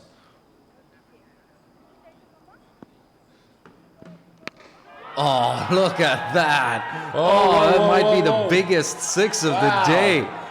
James, we're not getting that ball back. Oh, it's just, you know what? It's only just out of the ground, but someone's decided to go down to the fence and have a look. And you know what? I'm not sure because there's a sign on the toilets here that says beware of snakes. I'm not sure if it's just a joke because it's the men's toilets. But to be honest, if there are snakes here, I'm not sure it's worth going. They're going in. They don't care. They're going looking for the ball. All credit to them. Look at that. Fans. They want to help the ICC save $80. That's what happens. That's how much we lose every time we lose a ball. Wow, Sabao Ravichandran, a bit of a shaky start for him. He was 18 off 19. Well, now he's 24 off 20.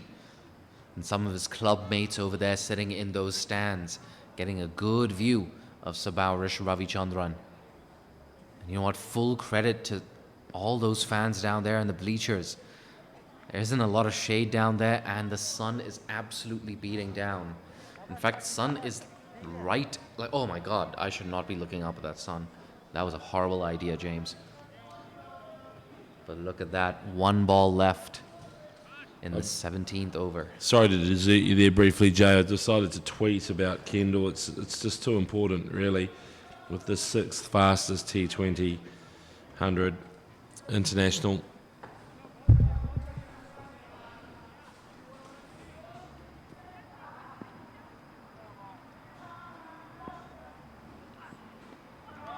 There we go. Has he beaten third man? No, he hasn't. So some respite here for South Korea.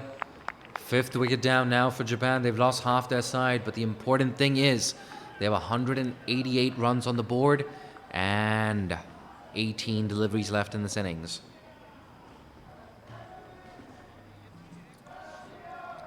People are singing Bob Marley down here. It's going off at the Sano International Cricket Ground, the SICG. They've just witnessed one of the greatest innings in T20 cricket history. 114 runs off 40-odd balls from Kendall Karawaki Fleming. Mate, they're going to be talking about this on Associate Cricket Twitter. Absolutely brilliant innings.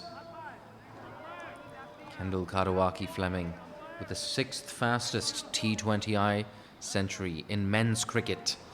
That's the 6th fastest of all time. South Korea, they've been put to the sword today.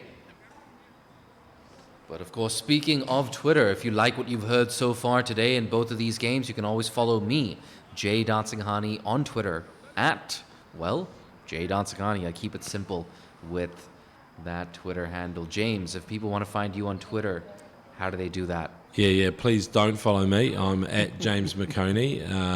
If you can spell it, you can follow me. Lovely to have you on board. In fact, it's great to have all our viewers from around the world.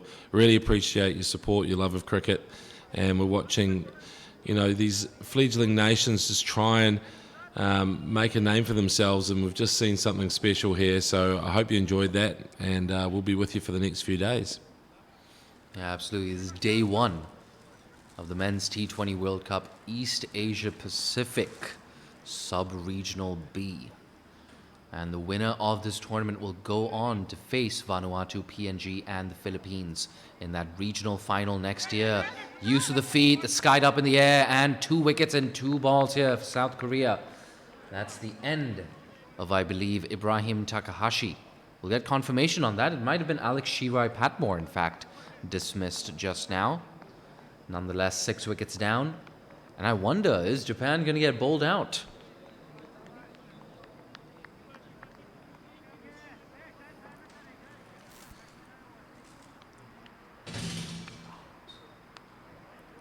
Yes, in fact, that was Alex Shirai Patmore. And the new batter at the crease, yet another left-hander, Declan Suzuki, walking out to the middle. And Declan Suzuki, of course, was the player of the match at the Japan Under-23 Futures League back in, I want to say April or May this year. So that's another thing about South Korea. Haven't really had a lot of domestic cricket either. It's a good thing about Japan, even though Japan's borders were closed, they were getting a regular dose, or at least a semi-regular dose of domestic cricket. And it's so important to just bowl as many balls as possible, face as many balls as possible. And that's how you get into like a bit of a rhythm. So, Jay, what are our hashtags here for this tournament? What are we encouraging people to tweet in? Oh, could this be another wicket? Ooh, turned down by the umpire. But getting back to your question, James, hashtag T20 World Cup and hashtag EAP Qualifier. EAP, of course, standing for East Asia Pacific. Ooh, tries to go leg side, misses yet again. Like I was saying, Japan, they bat so deep. Someone like Declan Suzuki coming in at number 8, it just gives you an indication of how dangerous this Japanese unit is at the home side, and they are the favorites. That's pushed into the offside. In fact, he's sent back by Ibrahim Takahashi, and rightfully so.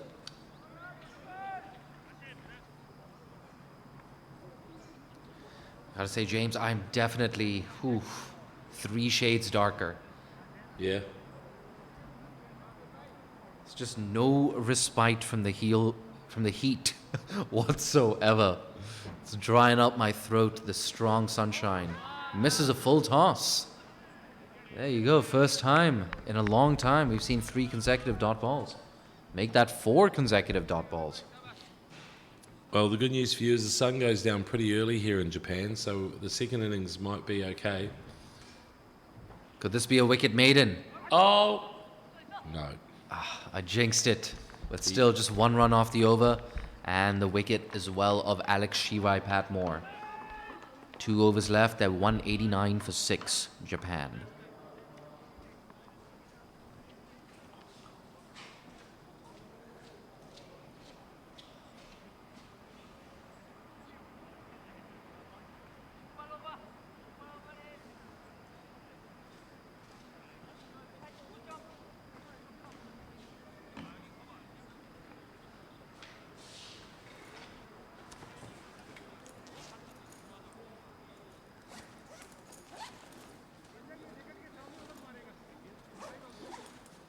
Just got a message from the groundskeeper Todd, who loved the Bob Marley that was playing. So hopefully somebody can. Todd Luckhurst, if anyone knows cricket in Victoria, they might know Todd. Very good groundskeeper.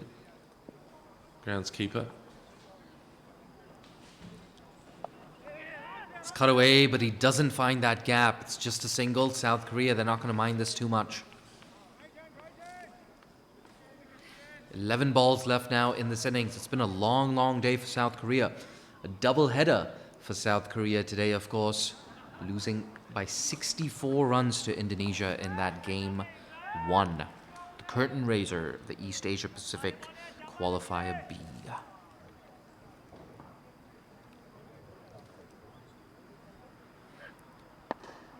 That's a good sound off the bat. Deep square leg, however, is going to run around and keep it down to maybe a single.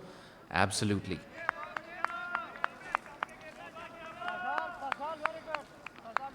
So 2 pretty new batsmen out there and batters, and I guess they're going to have to deal with the fact that it's everything's overshadowed by what their captain's done, but they need to get this total up because it deserves to be well in excess of 200. And now they're a little bit frustrated, getting pinned down.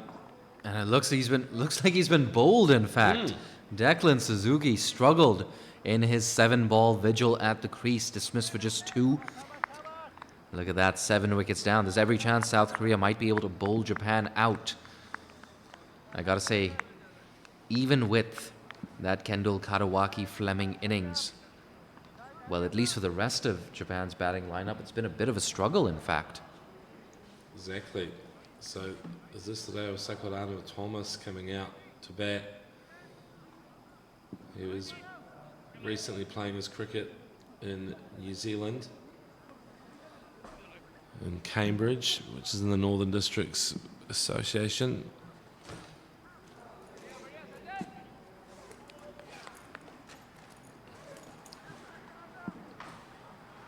Very talented all-rounder. And of course, Oh no, is it? Is it? It's not? Yeah, it is. Right, there he is. Leo Sakurano Thomas, as you can see. walking in at number 9. We've talked about that depth in Japan's batting order so many times. But he's got 9 balls left in this innings. Japan have to be careful. You don't want to be bowled out. Not after what you've achieved in the first 13 overs. That's pumped down the ground. It's just going to be a single. They're looking for 2. Decide against it, and wisely so. I don't think he would have made it back, Ibrahim Takahashi. But Ibi Takahashi, of course, has spent a large portion of his life in Pakistan. Moved back to Japan just before the pandemic. Oh, look at that. Ibi Takahashi. Wow. I was just about to say he's not known for his big hitting, Ibi Takahashi. But like I told you off mic and off camera, James, he is a genuine all-rounder. He's a top-order batter, often bowls in the power play with his off-spin. And we saw a demonstration of exactly how good he is. Well, Second ball, 6. he's sent that into the snakes, because that has gone over into the long grass, over past the bleachers, the little terraces that they've set up here. It's a beautiful ground, wonderful setting. Oh, look at that, exploiting that short boundary this time. How far's that gone? A couple of bounces and into the fence. Another 4 to close out the 19th over. It's 202 for 7.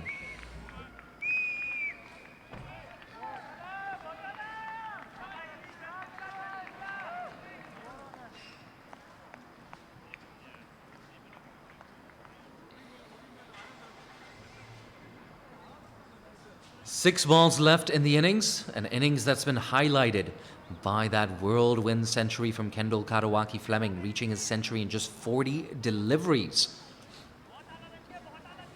Yeah, what a wonderful knock. And now it's time to see if we can, or Japan can add to this total. They've gone past the magic 200 mark.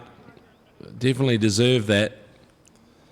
So Reo Sakurano Thomas taking his mark, and he will get a chance to show what he's made of. He'll have a pretty busy afternoon anyway, because he'll be back bowling pretty early in the piece.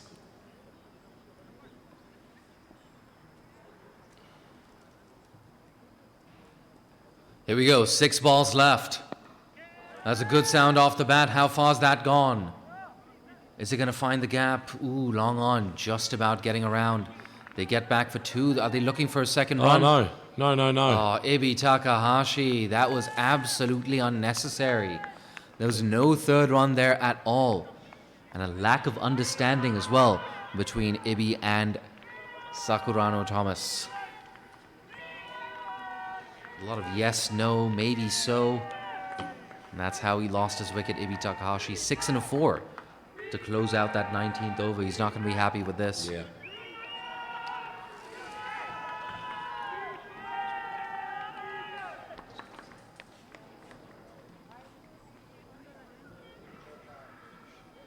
There we go, the left arm spinner, Piyush Kumbare, walking in at number 10. Tell you what, Piyush, he's a very well-spoken, intelligent man. That's what he comes across as. I had the pleasure of sitting down with him at breakfast for a little bit today, and for an extended period of time yesterday, in fact. Ooh, what a thickish inside edge on that one. Squeezes it away for 1. They're looking for 2. Well done, Reo Sakurano Thomas. Absolute lightning between the sticks there. Yeah, he's very quick. He's one of those sneaky fast people, walks around almost casual, like he's got a limp, and then suddenly springs into life. Tell you what, I cannot wait to watch Reo Sakurano Thomas with the ball. He's quick, he's got height, gets a generous amount of movement as well. That's down the ground. Is it going to find the boundary? It does. Yes, indeed. Nice shot, a straight drive, lofted, perfectly in control as well. Look at that Yes, mini cameo as well. 9 off 4. Still has 3 deliveries left to play with.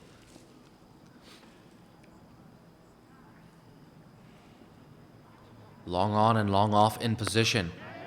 Where's that gone? That's gone leg side. Oh, the gap. The field is so far flung. They're all out over the place here. And you have to feel for them. They've been fetching balls from mainly over the fence. That innings that we're talking about, the whirlwind innings of Kendall Karawaki Fleming, the Japanese captain, 40 balls, but there were 10 sixes. Oh, once again, what an amazing bat he has, and he beats that fielder at long on. Lovely shot. Beautiful stuff from Sakurano Thomas. Just what they needed. This was the sort of over they needed to finish. And he needed to do it after that little mix-up there with the run-out. He took responsibility getting these bonus runs. It's a huge score from Japan. Here we go, last ball of the innings. Down the ground yet again. Long off, running around. Is he going to stop the 2? That's a strong throw in. Oh! Oh!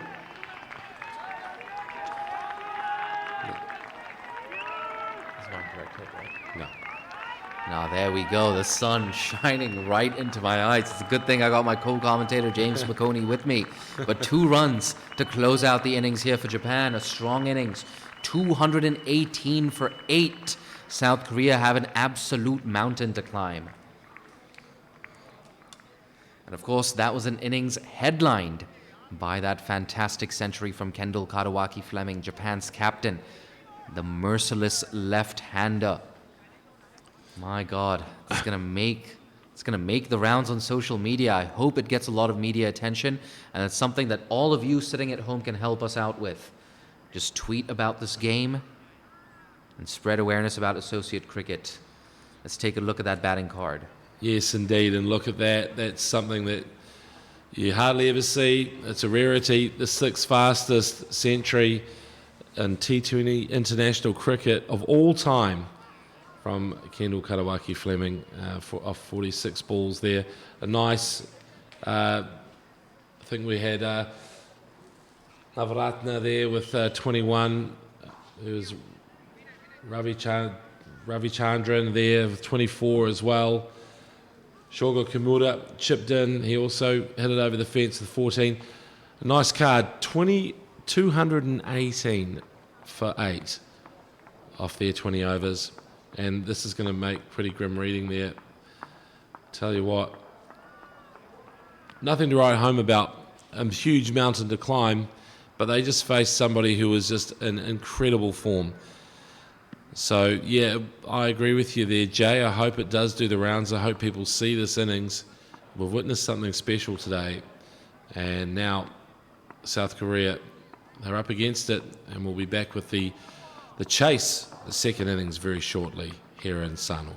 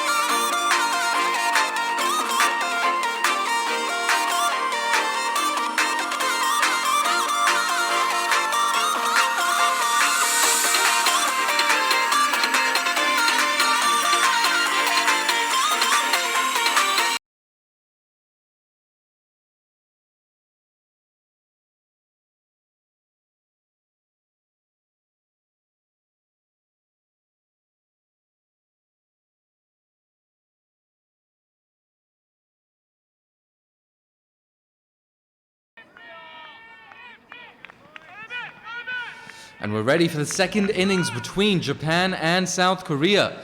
If you're just joining us, well, hey, you've missed a lot. A whirlwind century from Kendall Kadawaki Fleming, the Japanese skipper. And it's powered Japan to 218 for 8. South Korea need 219 for victory. Here we go, first ball. Ebi Takahashi. That's into the leg side. There's work to do for deep square leg. And he gets around nicely. Just a single to kick off the innings. Yeah, it was something special seeing that innings, you know. Kendall Kadawaki Fleming. 114, I think it was in the end, but a 40-ball century. 6th fastest of all time.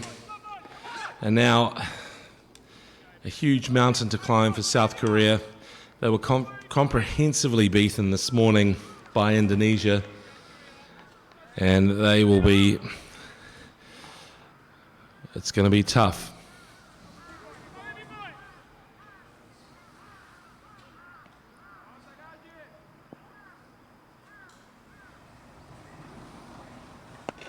Oh, and a big hit.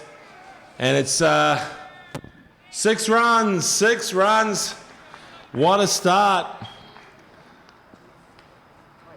Lau just leaning into it, sending it over the bowler's head. Don't miss. Absolutely. Amar Lal, he was probably the only bowler to taste anything that resembled success in that first innings. 2 for 28. Actually, really good figures in the larger context of things. Yeah, he's a nice cricketer, Amir Lal. We got one slip in position. Goes big again, just about clears the infield. A lucky reprieve and another single here. Well, look at this, South Korea, they're not pulling any punches at all.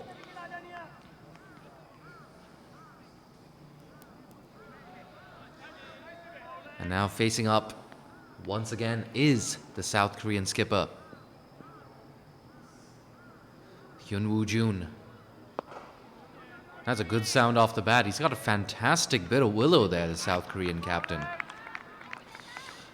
Yeah, I think he's elevated himself up the order, hasn't he? Which is probably fair enough, really, from the previous game.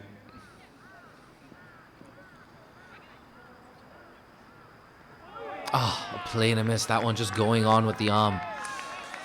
He was the top scorer for South Korea, but it wasn't a good scorecard. Only 2 players in the double figures. And their loss to Indonesia. Straight back to the bowler. There's a good end to the over from Ebi Takahashi. 8 off it. 8 for no loss after 1. South Korea.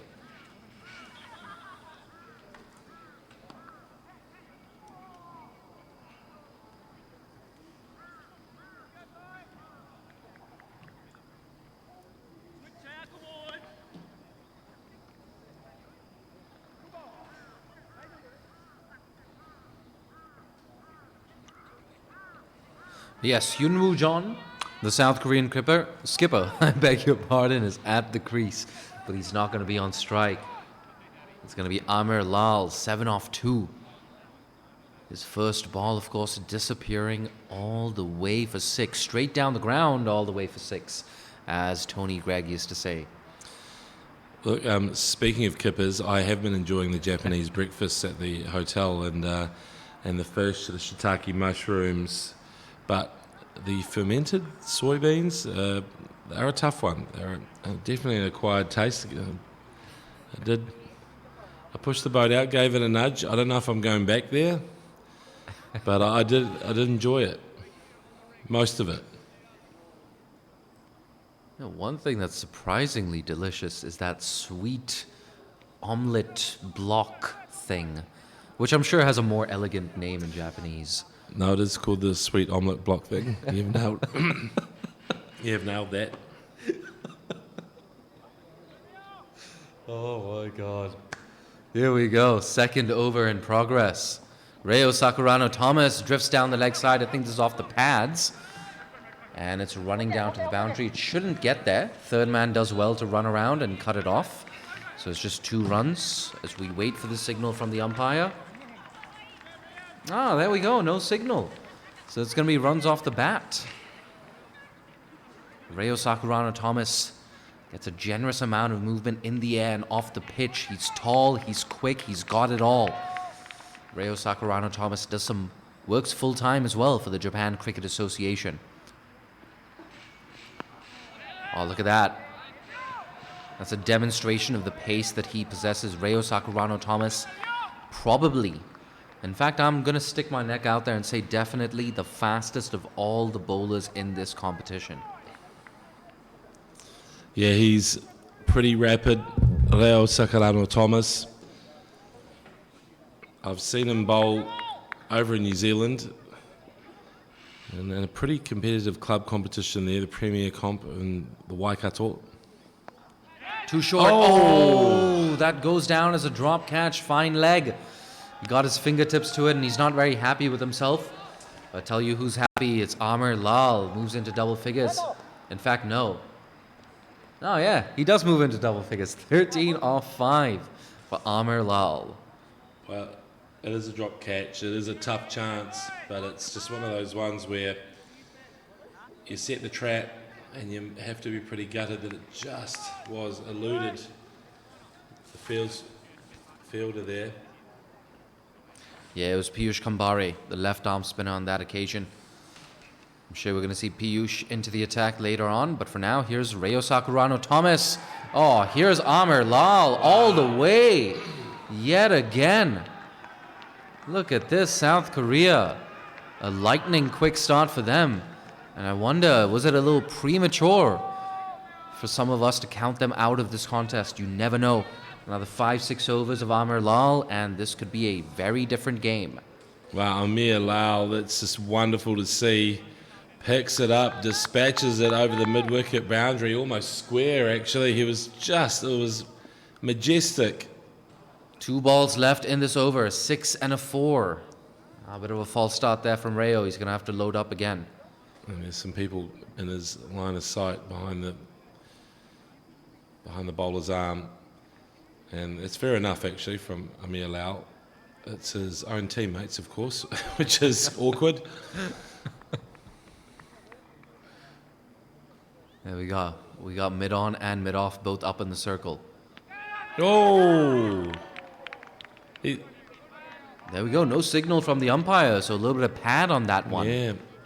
Clip something on the way through, a bit of pad, bit of thigh.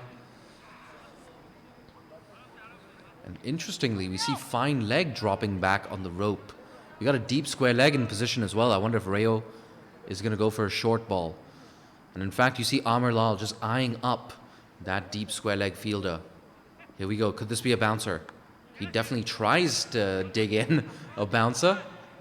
Well done, Amar Lal. Tucks it off his hips rather for a single to close out the second.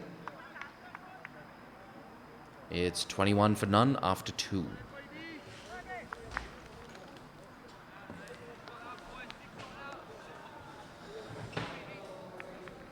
So bright and sunny day here at the Sano International Cricket Ground, in complete contrast to the weather that we saw last week and in the days leading up to this tournament.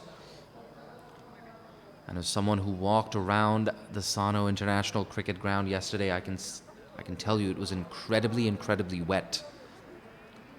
But the sun has definitely helped. The commitment as well from the Japanese players and ground staff working so hard to get water off this wicket. Look at that. Into deep mid-wicket and into that cow corner fence for another maximum. Amar Lal, 26 off 9. What a whirlwind start for him. Ibi Takahashi, I'm not used to seeing him being treated like this. And of course, Ibi Takahashi has a lot of experience playing in Pakistan. He's actually played with and against some very famous associate stars like Ehsan Khan and Yasim Murtaza from Hong Kong. I don't want to get you too excited here, but Amir Lal is on target to match or break Kendall's record that we just saw, the record century. Man, I tell you what, if Amar Lal gets a century, we're going to have one heck of a contest. It's going to be a memorable day if he gets a century here. But look, of course, a big thing coming into this game, a big subplot, is the fact that this game is being played on an artificial wicket. And that's because we had a bit of an issue with the bowlers' run-ups on the other surfaces. So we're choosing to err on the side of caution and playing on artificial surfaces. But of course, if you're a spinner, you're not going to get too much grip and turn off this AstroTurf wicket.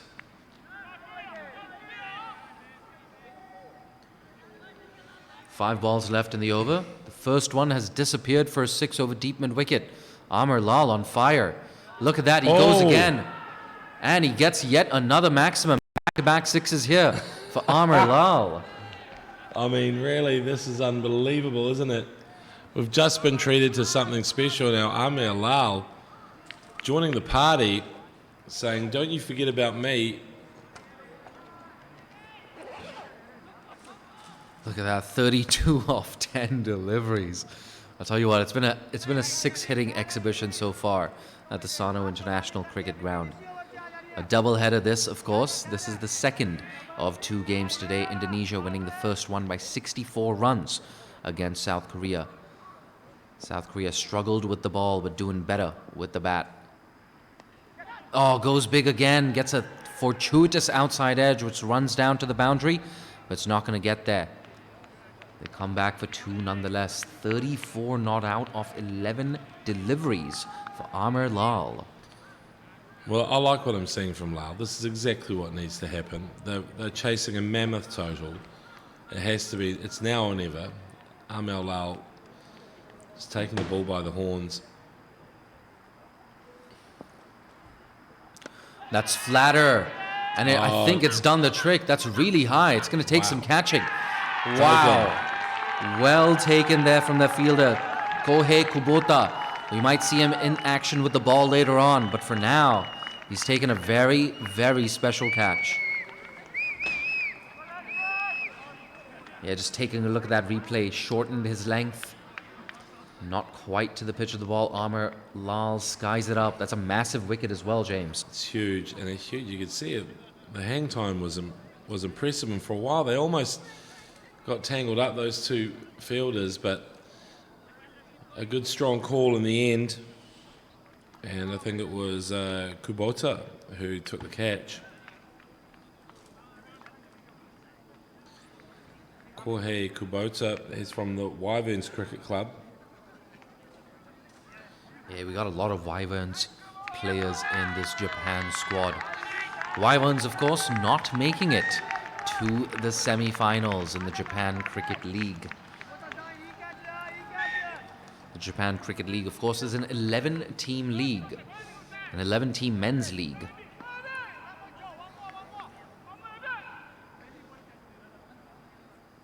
And look at that.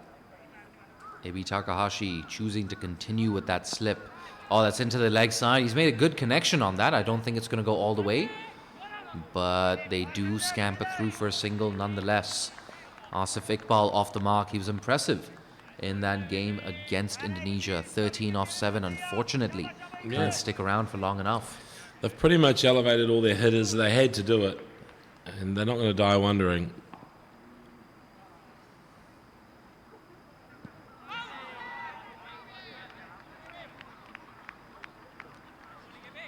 And there's a dot ball to close out the 3rd over. They're going at exactly 12 runs and over here, Korea. South Korea are 36 for 1 after 3. It's a very eventful over from Takahashi. Took a pounding at the start, got his wicket, made his way back, and now we'll see Reo Sakurano Thomas.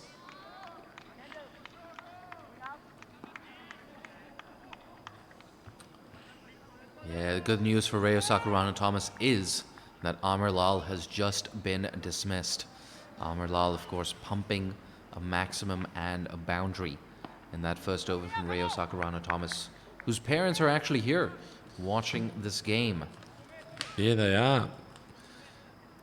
Garth and Yuko have moved from New Zealand to live in Japan. Oh, that was quick. Reo Sakurano Thomas. There's a deep square leg and a deep fine leg in position. And they're in a little bit from the boundary as well, expecting that catch. James, I'm calling it right now. I can sense a wicket coming in this over. Nice. Well, Garth and Yuko will be pleased. Odeo was born here. A similar story to Kendall. It's going down leg, that one. Yeah, a bit of a double bluff there as well. We were expecting him to bowl it a little bit shorter. Yeah, Kendall Karawaki Fleming, I was hearing his backstory, and it was almost identical to Odeo's. Odeo moved to New Zealand around that age 5 or 6, and went to school there and university. Oh, look at that. I love it when a fast bowler just digs it in short. Great aggression here from Reo Sakurano-Thomas. But that's the thing about the JCA and this Japan squad. A lot of players coming in with Japanese heritage, but they have experience of playing in full member nations. But another thing is selection for this tournament is not just about who scores the most runs and picks up the most wickets. I'll get back to that in a bit. Oh, look at that. Wow. Pumped down the ground. Oh, Yeah. wow, that's a great shot. Another maximum. And it's Yun Woo John, the skipper. I forgot he was out there. 7 off 6. And the score now moves on to 43 for 1. We have 2 balls left in the 4th over. Wow, that was in the slot there. And the captain, Jun, taking full toll. So will this be a revenge delivery from Reo Sakurano-Thomas?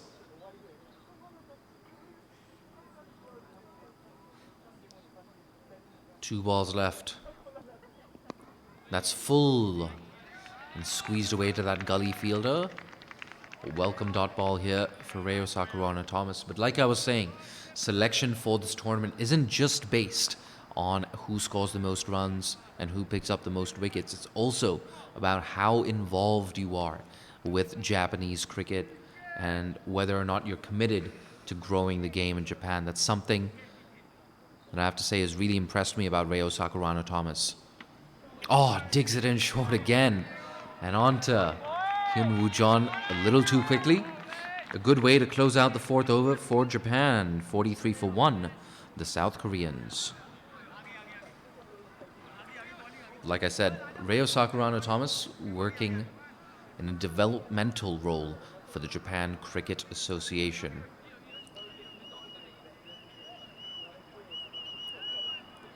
Let's take a look at that batting card. 34 off 12. Amar Lal. Absolute murder in those first 3-4 overs from him. But Japan, of course, they have the luxury of defending a target of 219. So there's still a lot of work to do here for South Korea. They're keeping up with the required rate for now, but to sustain an 11 runs per over run rate, it's not exactly easy, is it? It's a gutsy effort so far. I love that they're keeping up with the run rate, which is saying something, given we've just seen the 6th fastest century in T20 international history. And I know the captain, Jun, who was out there holding up, pretty much propping up the entire Korean innings. It's really up to him today, I feel, if they've got any chance.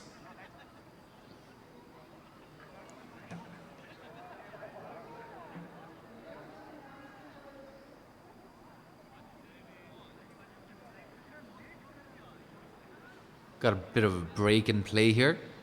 Looks like the physios have just come out onto the field. Yeah, Yun Woo John just getting a bit of medical attention here. We're not entirely sure why that is. It could just be the heat. I tell you what, South Korea, they haven't played international cricket for 4 years. December 2018 was the last time they gathered to play international cricket. So to play 2 games in the space of 1 day, spending 40 overs in the field, especially in this unforgiving heat, it's not exactly easy. As we get a shot of the fans, a lot of them on their smartphones. I see someone with binoculars as well. Well, you wouldn't risk that when Kendall Katawaki Fleming was batting. That was just danger out there in the terraces. But yeah, there's definitely some fans who are here just enjoying the sunshine and cricket for the first time. Here we go, Piyush Kambari with his first ball, right on the money. Ooh, bit of a misfield there, but it's not going to cost them anything. Piyush Kambari, I think he's definitely in my opinion, one of Japan's finest bowlers. Always on the money, Piyush Kambari. He's got some height as well, that's so important. He's an absolute pleasure to speak to as well. Very well spoken. Fires that in, look at that. Switching things up, Piyush Kambari. It's a loud cheer as well. It seems like he's a crowd favorite. Yeah, he really is. Look at that, racing through his overs. That's slower. It's Oh, lofted down the collision. ground. No, taken. Wow, that was close. Yeah, absolutely a really good catch there from Sabarish Ravichandran. Such a good all-round cricketer. Sabarish, he can bat, he can bowl, he can catch clearly.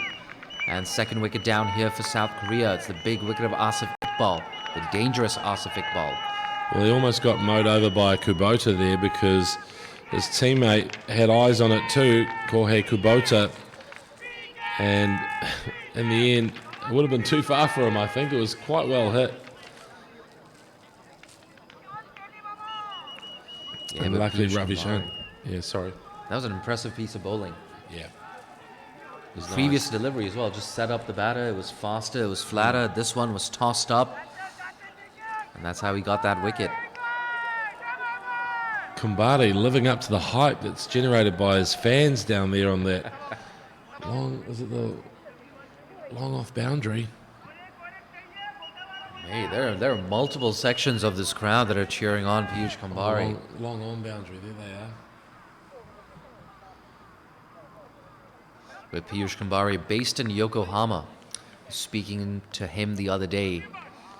And for him, well, the only time he gets to train, the only time he gets to play cricket is on the weekends, where he drives from Yokohama all the way to Sano. All for the love of the game.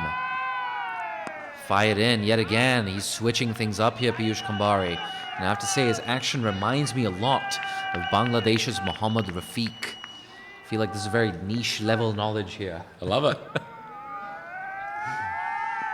Look at that, yet again. Such good control of flight and length. Yet to concede a single run.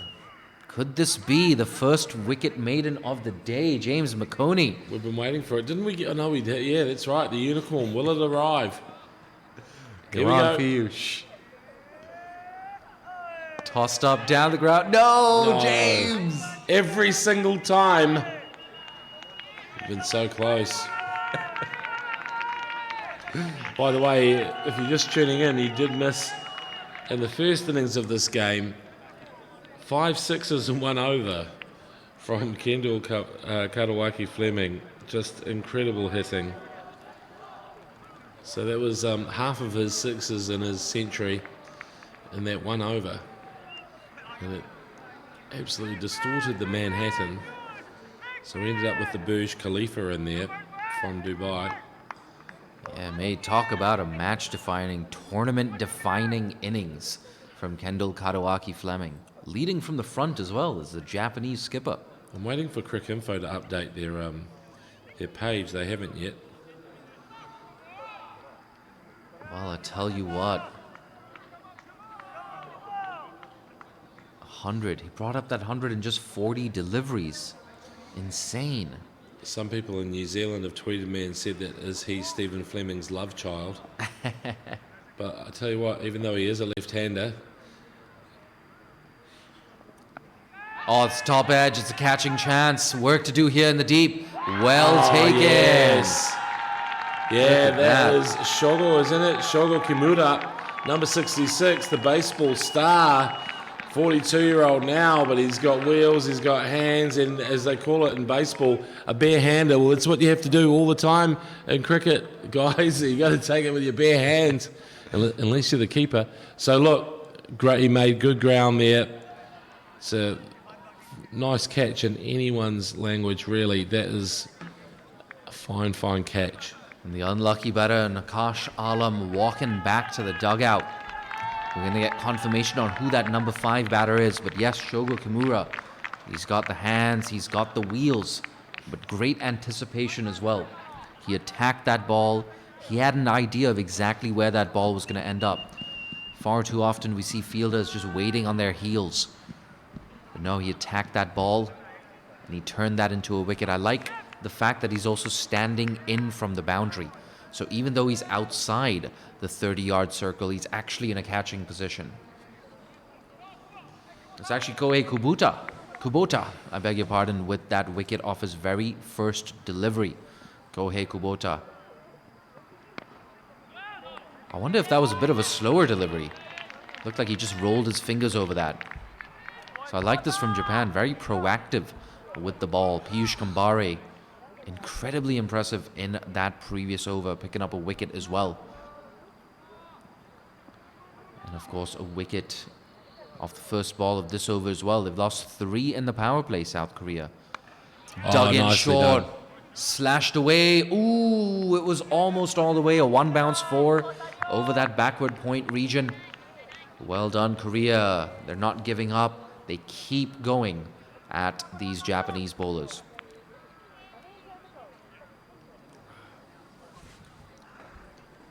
It's really nicely done there. In the end, Iqbal just leaning back.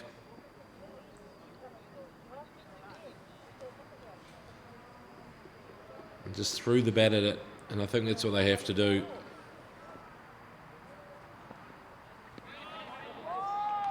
A big swing and a miss from Iqbal there.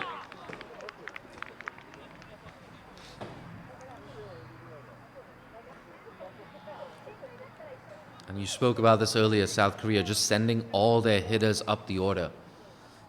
Mudassir Iqbal, I believe he batted at number 9 in the morning. And he's been promoted to 5. Straight back to the bowler.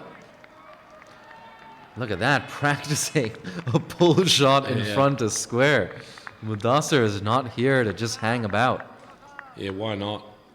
And tell you what, if he's got an off drive, a lofted off drive or a lofted cover drive in his armory, he should use it now. Wow. Bang! Straight to the fielder. There you go, the end of a power play, a successful power play for Japan. They're well on top, South Korea 48 for 3. Yeah, it's a tough equation now. They were just, as we see the relative Manhattans, there you see the Burj Khalifa in the middle there. The 30 runs off that over for Japan. And South Korea matching them, though. Look at this, it's nice. It's but the wickets, the fall of wickets, it's happening a little bit too regularly. Yeah, mate, you hit the nail on the head there. Too many wickets. But at least they're not going down without a fight. South Korea, such a long break between international fixtures for them. I mean, I guess you could say the same thing about the other 2 teams in this tournament. But South Korea, for them, they have some cricket coming up next year, of course. We got the Southeast Asian Games. So the likes of South Korea. I feel like South Korea will be at the Southeast Asian Games. I could be wrong about that. But Indonesia, yes, Indonesia definitely in the Southeast Asian Games. And Piyush Kambare, a successful first over. Can he follow it up with another wicket? Look at that. Flatter, faster, down the ground. He's getting a lot of encouragement, especially from Shogo Kimura. Look at that, Shogo Kimura, a lone ranger, making all the noise right now at the Sano International Cricket Ground. He was like that at training as well. He's amazing for the morale, picking everyone up, leading the sort of the noise all through fielding practice. Oh, down the ground. Nice. And all the way for 6, just clearing that straightish long on fielder. And now it's 50 up for South Korea, 55 for 3 with 4 balls left in the 7th over. Gotta say, I'm loving this from Iqbal because he came in at a difficult time. Yes, you know, it's the chances are remote, but he has got into his work pretty smartly here. His 2 scoring shots have been a 4 and a 6. So let's see what he's got next. Kumbari, of course, one of the most popular people here. He's got his own fan club down at the long on boundary, and they had to fetch that ball. Shortens his length. Good bit of fielding there from backward point, getting out that long barrier. It's so important as well. Just help out your bowlers as much as possible in the field. Good hands from Iqbal there. Too short. Ooh. Doesn't get under that one. Mistimes it, but picks up a single nonetheless. He's got to have a look at the field or the boundary settings here. There's a 49-metre boundary just behind square, fine leg. If he swivels, it's there for him. Fired in. Probably the quickest ball of his spell so far. But Piyush Kumbari, so good. Just firing that ball in, changing things up, flighting one, bowling a little bit wider.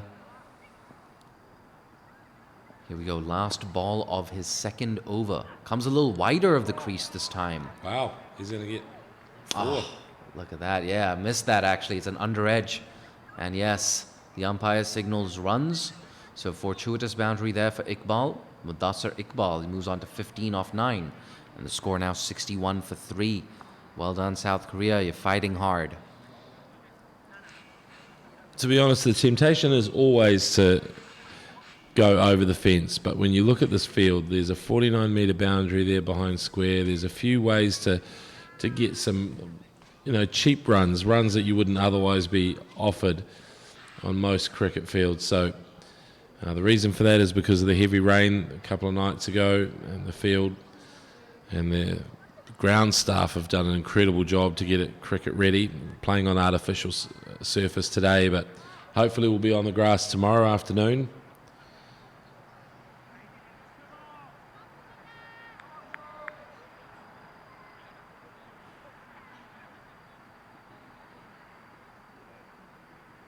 Here comes Kubota. Playing a miss.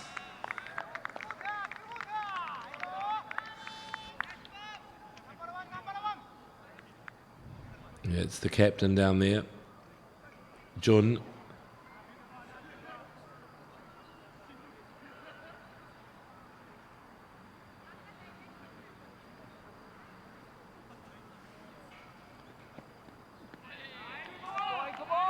Kubota beats them again outside off, and sure Jun is frustrated, looking for a wide actually, saying, come on, it's got to be close to that maybe. That's what he was signalling there to the umpire.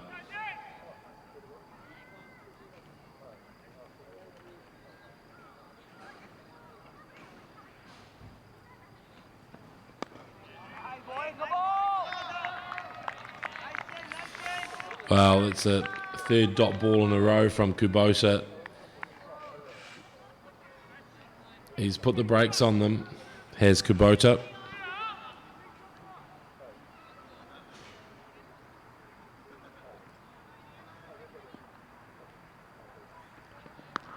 Oh, and there he goes big, high, wide and handsome over mid-wicket for 6. What a shot from Jun, the captain of South Korea. Sends Kubota over the fence.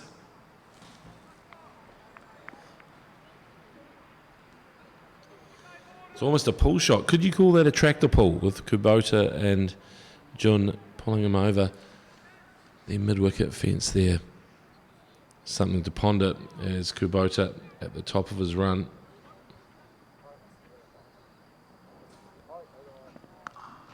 Another pull.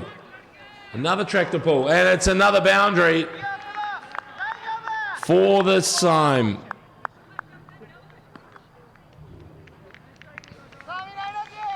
Lovely stuff from the Korean captain, Jun Hyun-woo.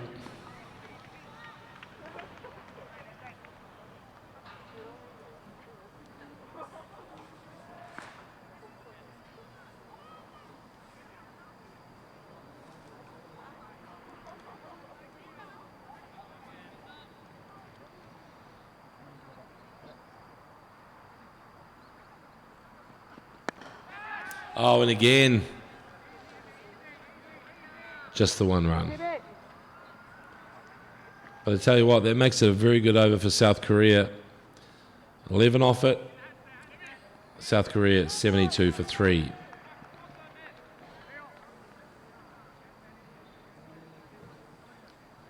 And has the worm turned? Look at that. A little comeback here from South Korea, trying to keep up with that impressive Japanese worm.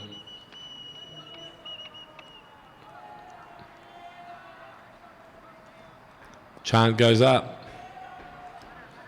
You know who it's for. Yokohama's favourite spin bowler.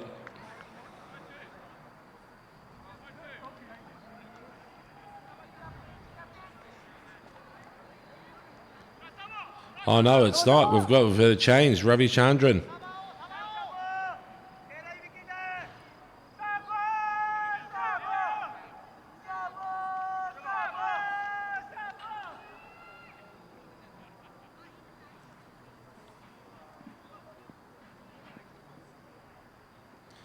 From the same cricket club.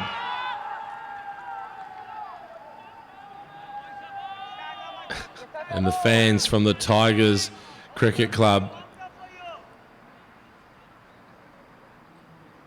Their two guys are the spin attack at the moment. Hit firmly down the ground by the captain. Brings Iqbal on strike. And you know what? These two guys are probably the only hope for South Korea. If you think about their other batters. Oh, he's mishit that. He's done it again, and do you know what? I mean, it was actually quite a nice delivery, sort of almost in the block hole there, but he is definitely trying. He's trying to aim for those bleachers, the terraces over there. And there's plenty of opportunities all around the ground here. Slapped down the ground. Long off makes no mistake whatsoever. And looks like Kohei Kubota. Kohei Kubota down there. But Japan have been good in the field. I think I'm counting one drop catch maybe. Oh, that one just clearing that fielder in the cover region. And it's running down to the boundary. It's not going to get there, but they get back for 2 nonetheless. Good work there from Sabarish Ravichandran. A bit of a wide throw. Did well to collect that and throw it back onto the stumps, but the batters were in any case. 77 for 3. We have 1 ball left in the 9th over. It's tough to see how South Korea get up to that target of 219, an imposing target, of course. But the important thing for South Korea is they're putting on a show here. Their batters are fighting really, really hard. And both these batters now well set at the crease. Mudassir Iqbal, 18 off 11. Oh, he's mishit that. Oh, the fielder just in a little bit too deep on the heels of that rope at long on. Declan Suzuki on that occasion unable to come in and put in a dive. Nonetheless, after 9 overs, South Korea 78 for 3.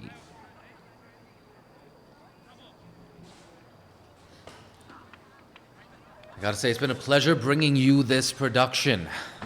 The East Asia Pacific Qualifier B, Sub-Regional Qualifier B. And if you like what you've heard so far, you can always follow me on Twitter at jdancinghani. I'm one of your 2 commentators today. It's been a pleasure being joined, of course, by Mr. James McConey. It's been great working with you, and Jay, I think we've got 3 more days after this, and some wonderful cricket already. It's really set the tone, and can't wait to see how this ends up. Tell you what, we have a new bowler at the crease, Declan Suzuki. This man has got some talent. Genuine all-rounder. Ooh, that was a little quick. And a bit of a run-out chance, maybe. I was just about to say Declan Suzuki, more of a military medium sort of bowler, and batting is his stronger suit. But on this occasion, ooh, look at that, just hurrying on to the right hand of that delivery. Declan Suzuki definitely one for the future. And in that under-23 Futures League earlier this year, he was the player of the match in the final. Down the track. And he's flayed that away. That's going to clear a backward point and run away for a very useful boundary here for Yun Woo Jeon, the Korean skipper.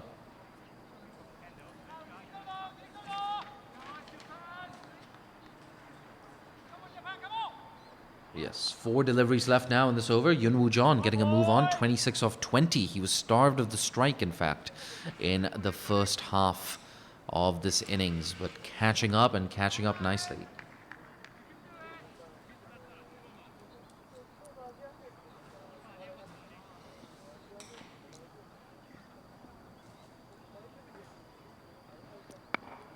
Oh, it's a top edge. This should be an easy catch, and yes, it's taken by the fielder in the cover region. It looks like Supun Navratna making no mistake, so it's 4 wickets down now for South Korea. They're 83 for 4. We're halfway through the 10th over. That's a big wicket. The captain is gone. Jun Hyung Woo, he's provided some resistance, and it's a really nice knock. 26 off 21. Iqbal's still out there. He's got 20 off 13 deliveries. So now we're sort of diving into, I guess, there will still be some top order batters to come, because I've reshuffled to just have their hitters at the top. So look, there's still some talent left in this Korean lineup. Yeah, no doubt. Like you pointed out earlier and just now as well. They're sending in their big hitters nice and early. And I like this from South Korea as well. Not pulling any punches. They're not here just to fiddle with their thumbs. They want to make a statement at this tournament. It's a confident shot as well to get off the mark. Shoaib Raja, he's been around forever. 46 years old. He's the oldest player at this tournament.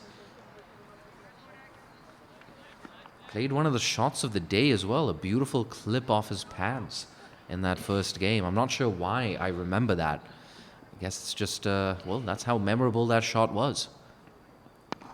Ooh, look at that. Declan Suzuki got some gas on that one. Mudassir Iqbal, he's been kept quiet in the last 10 minutes or so. And without a doubt, he's going to want to get a boundary away. 135 needed off 61 deliveries, in case you're still keeping count.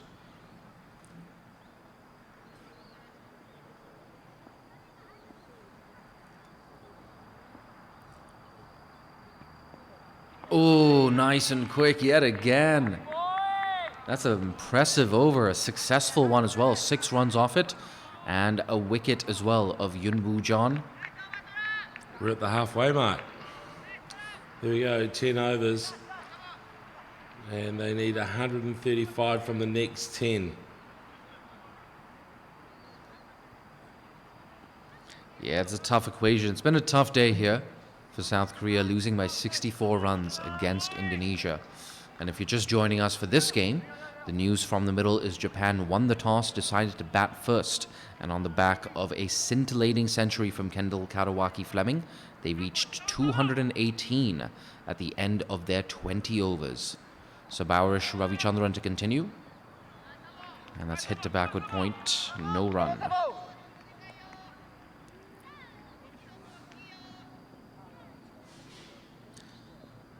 I think one of the... Ooh, backward point. It's a run-out chance, maybe not. Like I was about to say, great thing to see today has been the crowd at the Sano International Cricket Ground. I would have to say at least 350 people packed in at the SICG. That's left alone. It's going to be a wide delivery. Yeah, it's been a good crowd out there, enjoying the fish and chips, the beer, and just great cricket.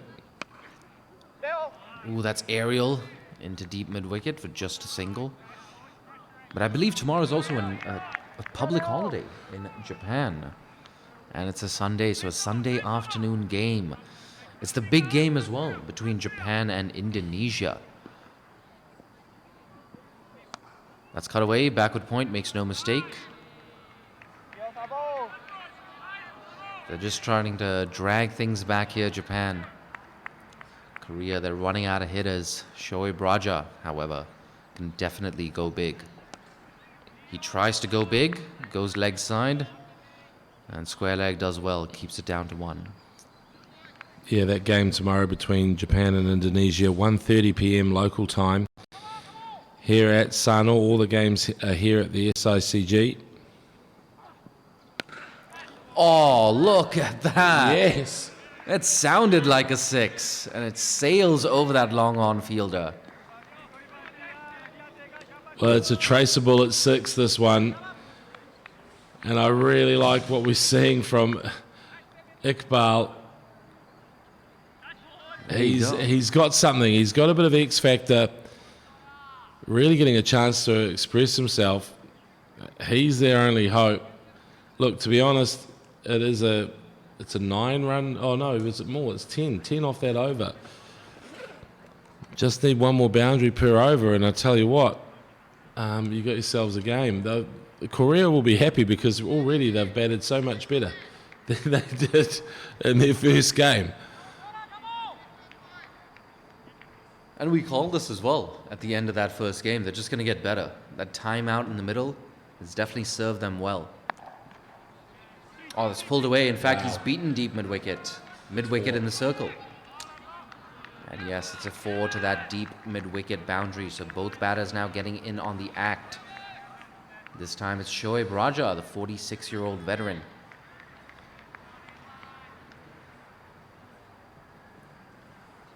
Well, we had the Korean manager up here. He was talking to you, Jay, and I just liked his attitude just to remind everyone that, hey, we're still here. We've still got something to offer cricket in this region. That's guided away to backward point, a quick single. That's a good bit of running, I have to say. But like you were saying, that Korean manager, he was a little apologetic about his English proficiency, but I don't think he had anything to apologize for. He came across as very sincere, very endearing, very passionate, and very insightful as well. Gave us a lot of useful insights on Korean cricket. What do you make of Declan Suzuki so far? He's a nice bowler, isn't he? Sort of compact, keeps it pretty simple. He's got a good delivery just in short, doesn't he? Just short of a length. Sort of cramps up the batsman. Yeah, and it's interesting. Different conditions, of course, with this artificial wicket. Oh, it's a full toss, pumped down the ground, pumped all the way for 6. Yeah, Declan, stick to the short stuff, mate. I was actually quite enjoying what you're doing there, but a full toss dispatched, and a full toss to Iqbal, who we've just talked about being a bit of a hitter. That's just a misjudgment there, and I mean, I guess this is what happens sometimes. You're just trying for variation, trying to mix it up against someone who's in a bit of form. Just misjudging that. Yeah, and absolutely, it's 100 up as well for South Korea. 105 for 4. They're fighting back hard. Down the ground, mid-off. Cuts it off. Is it a run-out opportunity? Wow. Raj and Paul watching the whole way. I was just thinking, you just have to worry about running. And in the end, the Japanese fielding's pretty sharp. They'll throw it either end, no matter where they are on the field. They back themselves. Got good arms. Shoaib Raja. Sorry to cut you off there, James. No, not at all. But he's surveying that leg side field. There's a deep square leg in position, and I believe there's a deep fine leg as well. Yeah, there we go. A deep fine leg in my blind spot. There's a short delivery coming. Yes, but it doesn't get up high enough. Mistimed to mid-wicket for a dot ball to close out the 12th. It's 106 for 4.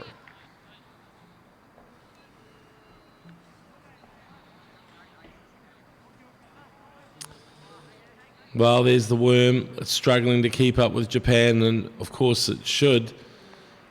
They scored 218 off their 20 overs. Well, this is promising signs from Korea. Sometimes you just need to have that adversity and just see what you're made of. It's actually great to see this kind of fight. 4 wickets down though, Jay, and so now they have to really think that they can't afford to lose too many more if they're going to have even any chance of launching that sort of last 5 over assault.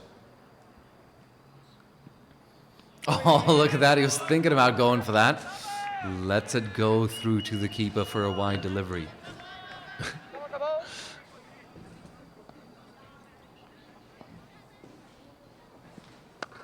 Goes down the ground, hasn't gotten all of it, but gets enough to clear the boundary. Look at that. Into those bleachers over there. Deep mid-wicket, all those spectators have been very, very busy throughout the day. Oh, lovely shot. Iqbal says, go fetch it. And again, he could be on target for a Kendall-like innings. We saw the Japanese captain, Kendall Karawaki Fleming, no relation to Stephen, not the love child. Pumped it over that cover fielder. It's going to run down to the boundary, is it? No, Kohe Kubota does well, keeps it down to just 2 runs. And you saw the rocket arm of Kimura then just zinging it in, restricts the damage. Lovely shot. Absolutely, Mudassir Iqbal, 42 off 23. 3 balls left in this over. Tossed up and yet again lets it go through to the keeper. And we see a bit of a wideish long off as well. I wonder if they're trying to set a trap for Mudassir Iqbal here. He hasn't fallen for the trap yet. That shorter, flatter, great sound off the bat. Oh, desperate dive in the deep. But it sneaks through for 4 nonetheless. And look at that, moves on to 46 off 24 now, Mudassir Iqbal. That was slightly mistimed dive, wasn't it, from Sakurano Thomas out there. And it beats him, goes to the boundary for 4. And that is a really, really good over so far for South Korea. Yes, 14 runs off the over so far. 2 balls left. Look at that, caught a little bit wrong-footed on this occasion. But going back to that catching opportunity from Reo Sakurano Thomas, it's a bit of a dilemma. Do I go for it? Do I let it bounce and just prevent the boundary? Caught in 2 minds there. Oh, he skied that up in the air. Backward point takes it, and they've lost half their side. South Korea, 120 for 5. Well, you could see the frustration build from Iqbal. He didn't need to. He'd done the job that over. I mean, he'd pretty much overachieved in the sense of the runs per over. And then he just had that dot ball, frustrated him. And suddenly he thinks, I'm going to swing big again. Mate, I think we both wanted him to get to that half century. I did. I'm actually gutted for him. You got to give credit where credit is due. South Korea have fought back hard after that disappointment in the first game. Yeah, but Iqbal, I'm going to miss that guy. Just provided so much. And now the sun goes down here at Sano and on the chances of South Korea, you would think. You got to give credit to the South Korean dugout as well, especially skipper Yoon Woo-jun, pushing his hitters up the order. Well, it's been a revelation for them because they had a shocker with the bat in their first game, and now is this the way forward for South Korea? You really have to go big or go home, because I don't think you're going to beat anyone in this tri-series by just playing it safe. Yeah, of course, and another element to that is the net run rate. This, of course, is a double round-robin format, so 4 games per team. So South Korea, even if they lose today, they're not technically out of this competition. So you want to get as close as possible to that Japanese target, and there's every chance that net run rate could come into effect.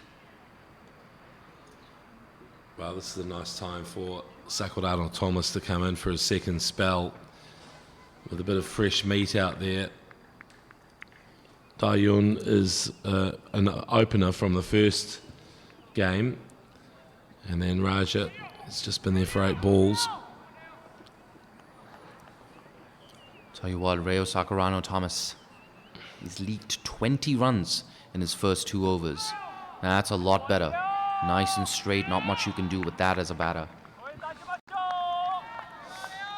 Of course, Rayo Sakurano Thomas, last week itself, took 5 for 19 in that first T20I against Indonesia. It's been a it's been a very different day for him so far. He was the player of the series, I believe. Is that right, Jay? You may be right about that. I was on a plane during that third T20I. Oh, there we go. Into the leg side again. Oh, Shogo Kimura, is that you? Whoa. Yeah. You know it's Shogo. Nobody else gets screams and appreciation like Shogo does. A crowd favorite at the SICG. A 42-year-old moving like a cat, and he's got that incredible arm. Likes to put on a show, this old Shogo. He is the big show, like Shohei Ohtani at the moment over in MLB. Is guided away by Kim Dae-yeon. Gets off the mark off his very first delivery. You know, around Japan, everyone's talking about Shohei Ohtani playing for the Angels in Major League Baseball in America. Just an incredible player, pitcher and hitter. And even that, if that gets more kids into baseball here in Japan, it can only help sports like cricket. Bang! He goes down the ground. Long on decides not to go for the catch, and wisely so. Because in Japan cricket's minds, it's more people wanting to hit the ball a long way is a good thing for cricket. You can still pick up some talent, people who like the idea of doing something a bit differently, where you're involved in the game a bit longer than just a few pitches. Ooh, that one got a little bit high on the bat. They sneak through for a single nonetheless. But just going off your point, James, you see this a lot, especially in the Asian region. Teams like the Thailand women's team, the Korean men's team, Japan, both their men's and women's team, getting a lot of players from baseball and softball to cross over. And of course, all 3 of these sports require a similar skill set in terms of batting. That's been skied up in the air. This could be the 6th wicket. Safe. There we go. Very lucky between 3 fielders. Yeah, just pierced that triangle, the little Bermuda triangle. The ball got lost, found the ground, and Rayo Sakurano Thomas, he's just only conceded 5 off the over. But that one would be the most frustrating of the lot, knowing that he could have got a wicket. Well, you know what they say about fortune, it favors the brave. And brave is a very apt word to describe this South Korean fight back in the 2nd innings. As we take a quick look at that bowling card, wickets shared around by Japan's bowlers. That's pumped into deep mid-wicket. Should just be a single. Well, there are a fair few runs being leaked in ways that the Japan team will not want to see when they play someone like Indonesia tomorrow. Well, they are playing Indonesia tomorrow. And if you look at this innings, this chase in isolation, just a 1 run there as it's tucked behind square or just square of the wicket. If you look at this chase in isolation, there's been a lot of 6s hit off the Japanese bowling.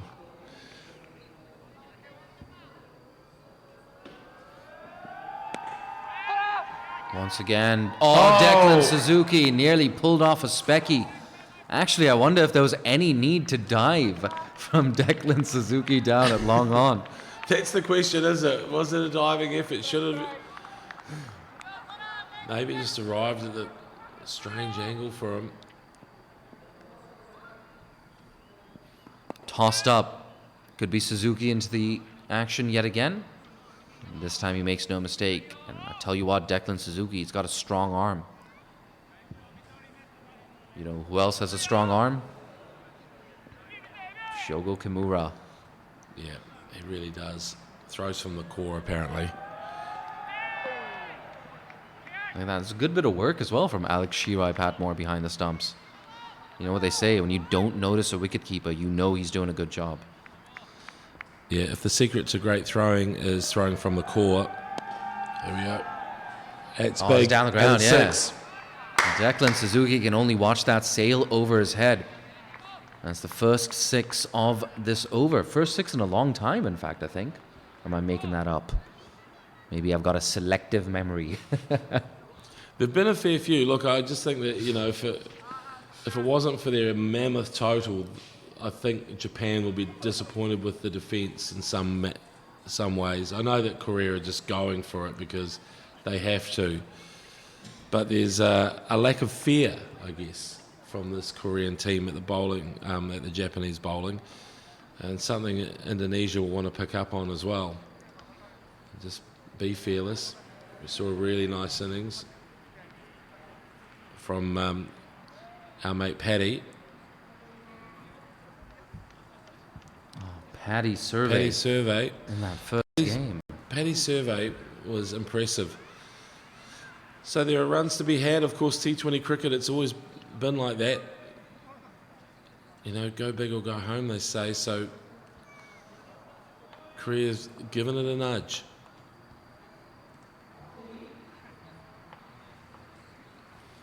Yeah, absolutely, going at exactly 9 runs per over. They're 135 for 5. We still have 5 overs left in this innings. I'll tell you what, Indonesia back at that team hotel are going to be loving every single minute of this. Japan's net run rate taking a bit of a hit. They're still going to have a positive net run rate at the end of this game, of course. But Indonesia, you feel like they're going to be top of the table.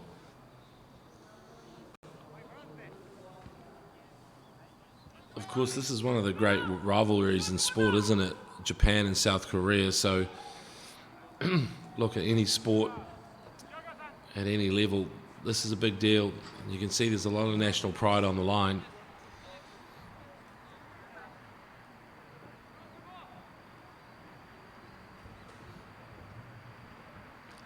Deep square leg and deep fine leg in position yet again. That's a play and a miss.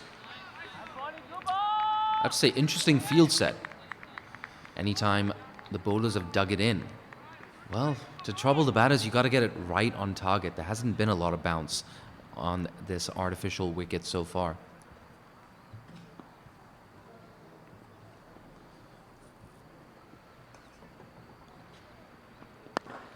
Oh, that's full, too full.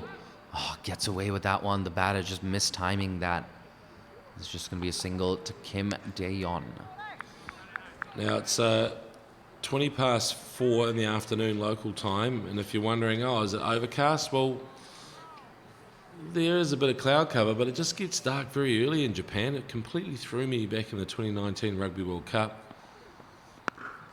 Kubota gets smashed over his head for 6 by Raja.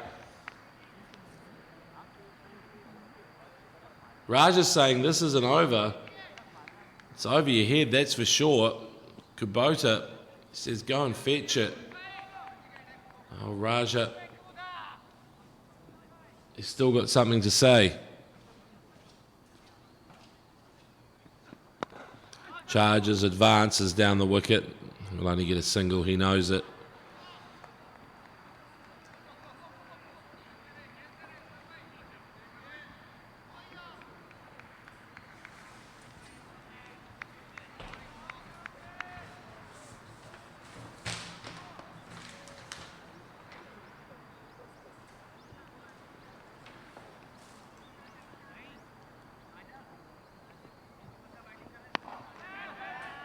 Mishit by Dae-yeon.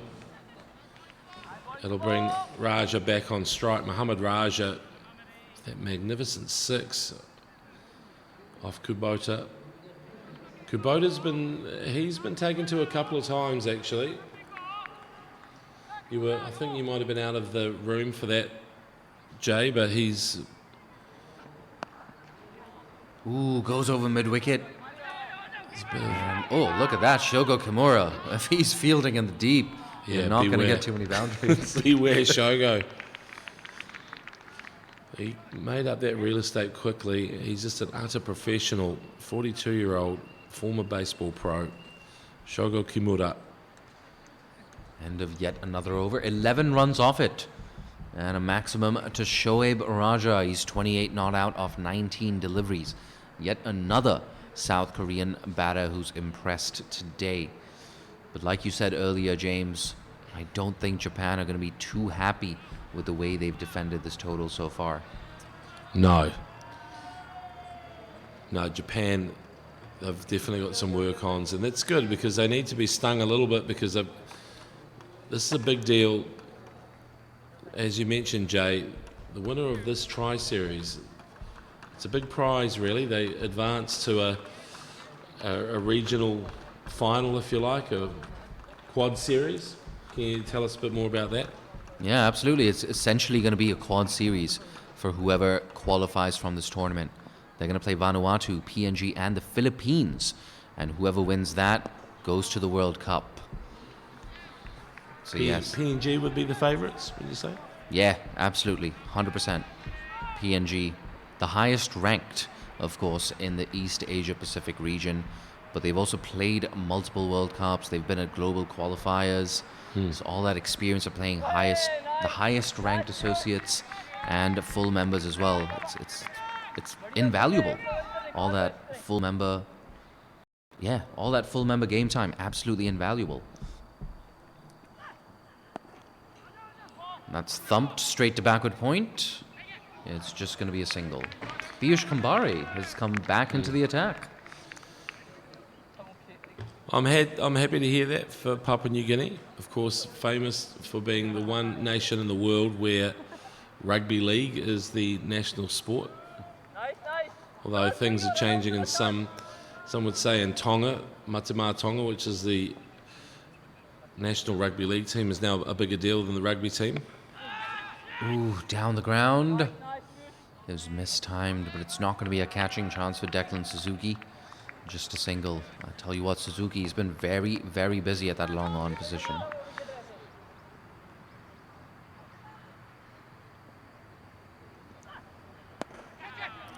Over cover. And there we go. 150 up now for South Korea. One ball left in the 17th over. They've done well. They've fought hard. But James, tell me more about, your knowledge of sports in the East Asian Pacific region. Well, actually, finish just with what I said before. No, you're the expert, Jay. Oh, high elbow. Oh, juggle. Oh, look at that. Looks like Ibi Takahashi down there. It was in, it was out, it was back in, and it was back out. Well, can you blame the sun? Can you blame the clouds? I'm not sure what you can blame on that one on. The field's even dried out now, so I can't give him a pass on anything. It's just a bad fumble. And even worse when you juggle it 3 or 4 times. He knows it too. It was comical. He's shaking his head. He sets high standards for himself. Ibi Takahashi. He's very, very fit as well. He's in fantastic shape.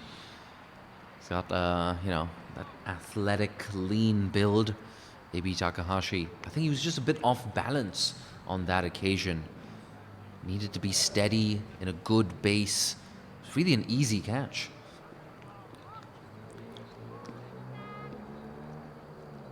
But Ibi Takahashi, up until 3 years ago, was based in Islamabad. Here we go. We'll get back to that in a minute. Pushed. And no run on offer. But like I was saying, he was based in Islamabad up until 3 years ago. And he's played with and against the likes of Pakistan all-rounder Mohammad Nawaz. Yeah, tell you what, Nawaz is making some waves these days. Closed out that game against India a couple of weeks ago. Ooh, that's high. Has he got the distance on it? I don't think he has. Long on. That's a very impressive catch, actually. Sabarish Ravichandran. Another crowd favorite here at the SICG. He's responsible for that 6th Korean wicket. Well, there it is. I think the most humane thing now is for this innings to wrap up, because I actually really have enjoyed what Korea have done here, and it looks like it's going to fizz out now, but great knock. Maybe what we could see, just to sort of top it off, would be a half century from Raja. Certainly there's been a couple of these Korean batsmen who deserve to have their moment as well, but we all know who the man of the match is going to be, and that's that man just walking off screen there, the Japanese captain.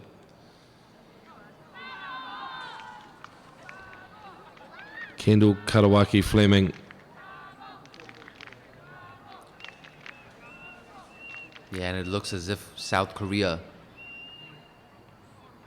they're gonna, it looks like Japan, in fact, may not be able to surpass Indonesia's net run rate, which could be a huge, huge factor. Look at that. Spectators of all ages, all age demographics, all ethnic backgrounds in at the SICG. Smashed. Well done, long off. That's a fantastic bit of anticipation. Keeps it down to just a single.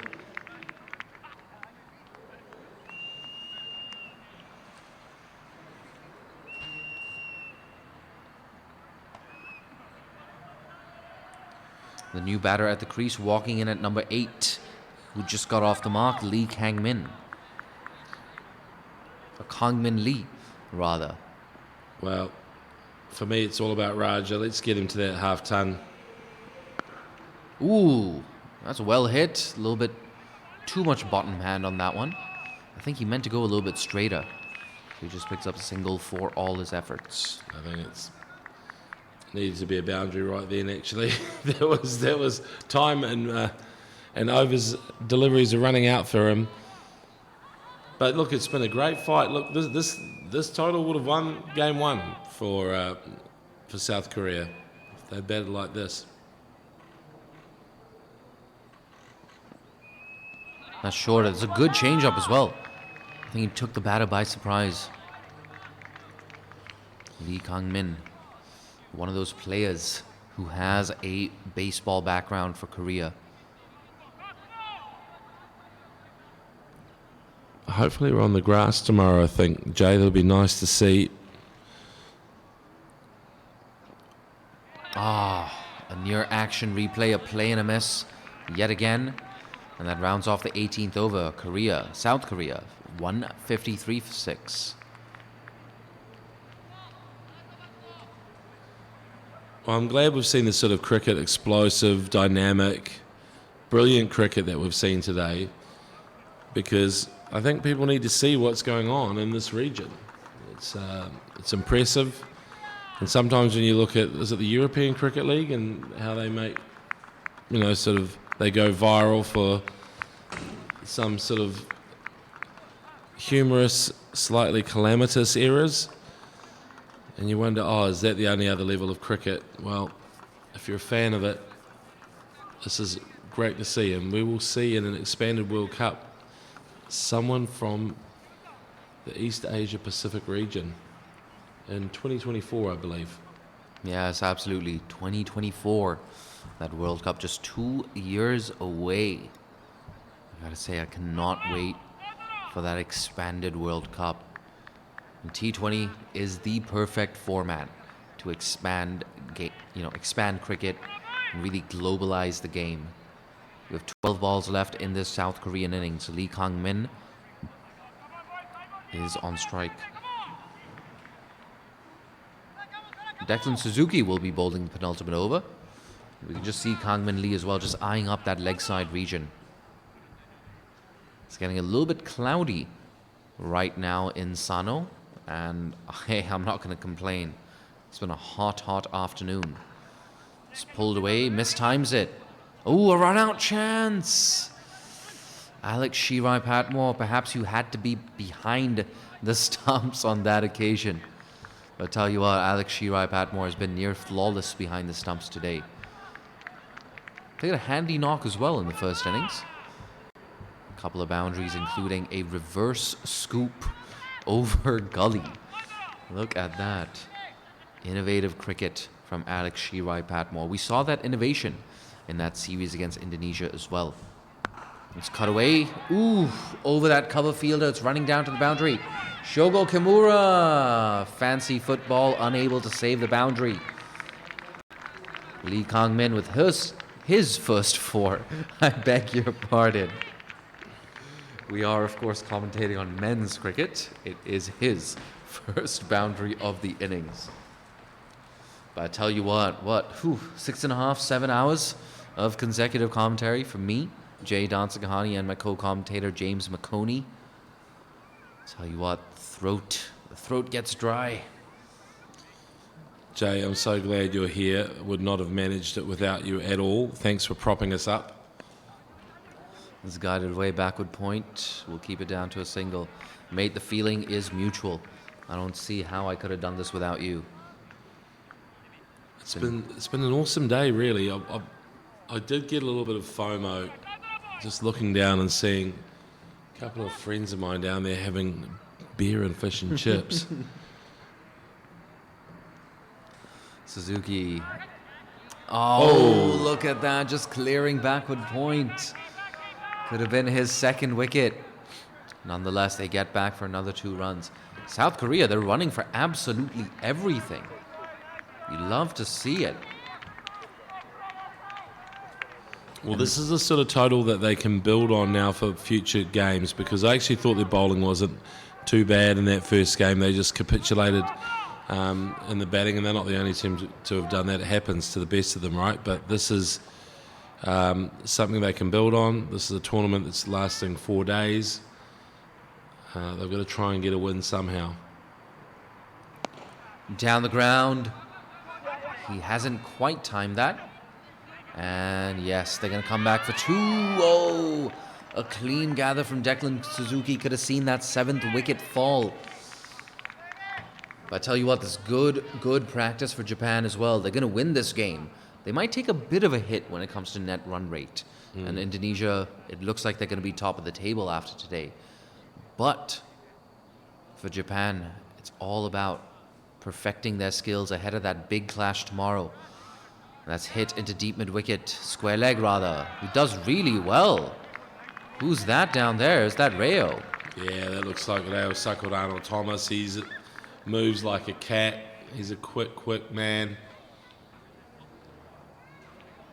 Really nice fielding.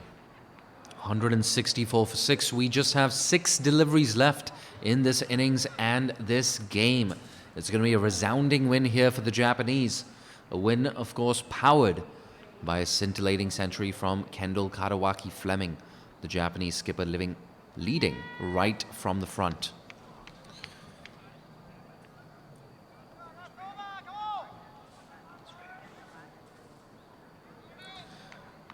And it's that man himself, Reo Sakurano Thomas, who's going to be closing things out. Hasn't had the best of days so far, 25 in his 3 overs. No, and in this gloomy light, it's probably not the most ideal situation to face the fastest man out there. But we're almost done. 6 balls to go, Jay. It's played into the offside. There's a deep cover in position. But good innings as well from Shoaib Raja. It looks like he's just about going to miss out on his half century. But 38 not out off 28 deliveries. I tell you what, if Kangmin Lee can get a single right here, maybe 2 maximums to that whitish long on region, you never know.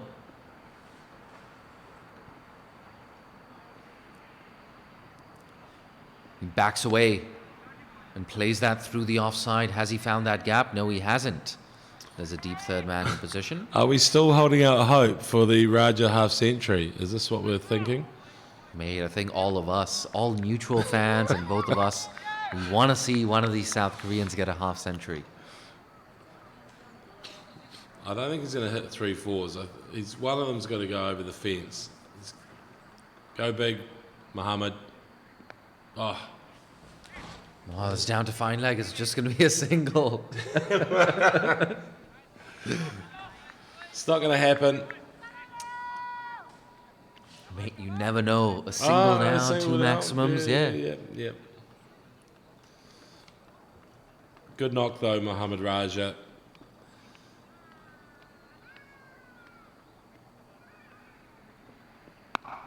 Oh, he's taken one hand off that.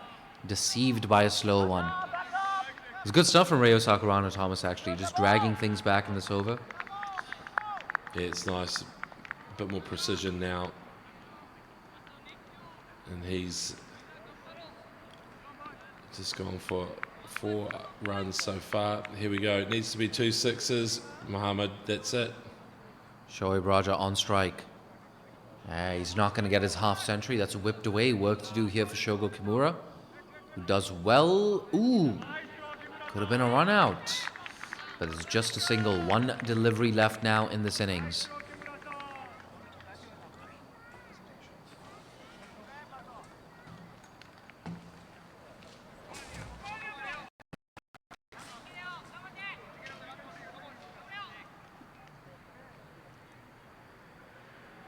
Sakurano Thomas, final ball of the day. And it's squirted away for a single, and that is a comprehensive victory for Japan over South Korea. 48-run victory. Jay is heading down to the presentation. I think we know who the man of the match is going to be.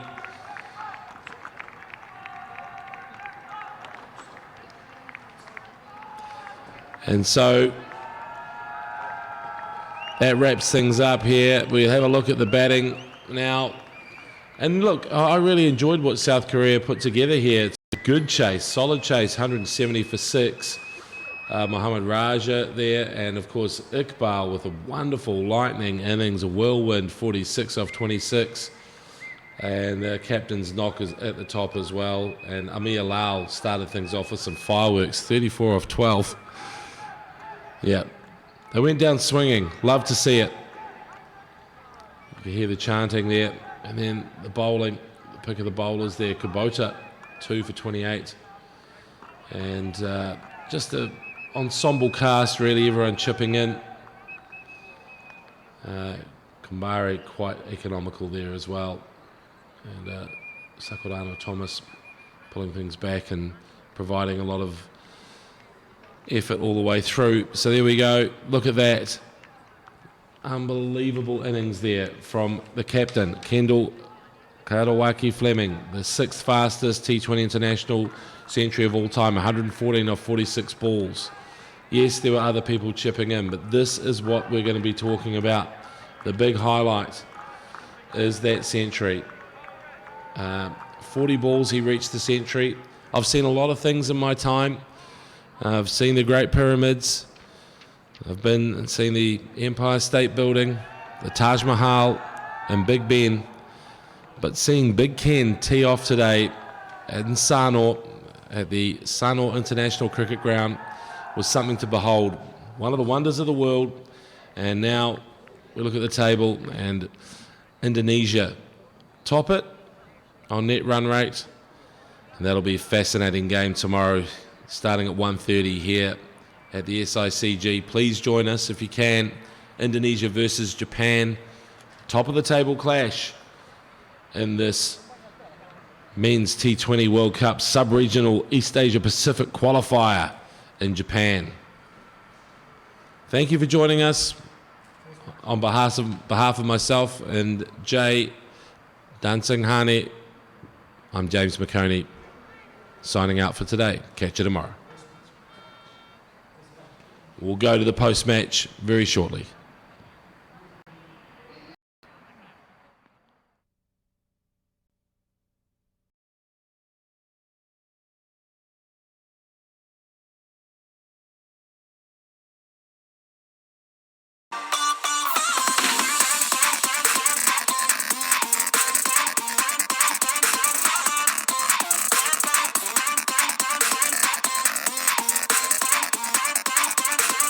I wanna be with you.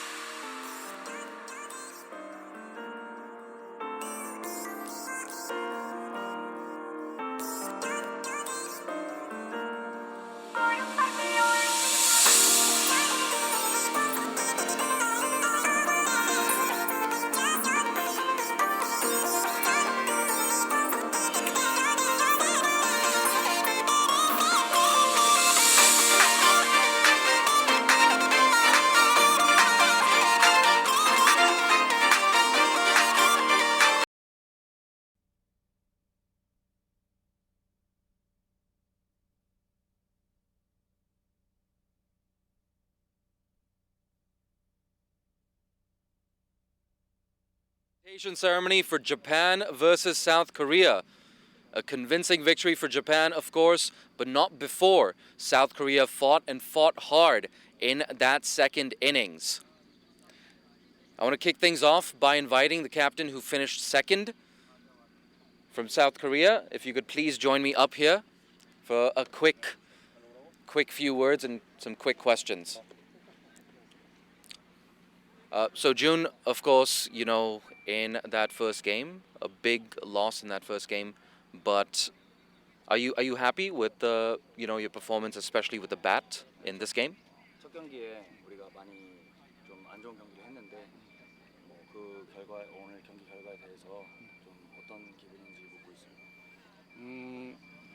예상하지 못했던 결과여서 조금 속상하긴 한데 그래도 이것도 크리켓의 일부분이고 또 경기장이 많이 젖어 있었고 또 피치도 우리가 적응하지 못한 그런 환경도 있었지만 어차피 이런 것도 다 해야 되는 크리켓의 한 부분이기 때문에 겸허하게 받아들이고 다음 게임 열심히 준비를 해야 된다고 생각을 하고 있다. Yeah, actually he didn't expect that the result of the game, but also was the pitch was a little bit wet, but also this is the part of the game, so we just have to prepare the next match more properly. Yeah, thank you. Yeah, absolutely. I'm not going to keep you too long. Best of luck for the rest of the tournament. Thank you very much. Thank you, Jun. And now I'd like to read out the nominees for Player of the Match. First nominee from South Korea, Mudassir Iqbal, 46. A very strong 46 and a couple of wickets in that first innings as well. Our second nominee is also from South Korea, Amir Lal, with a strong innings in that power play and 2 for 28 as well with the ball.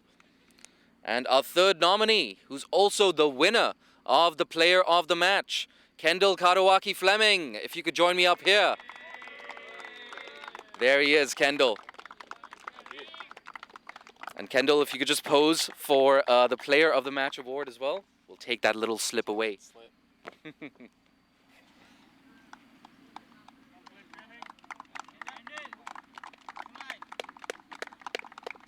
Mate, Kendall, if you could just stick around for a few words.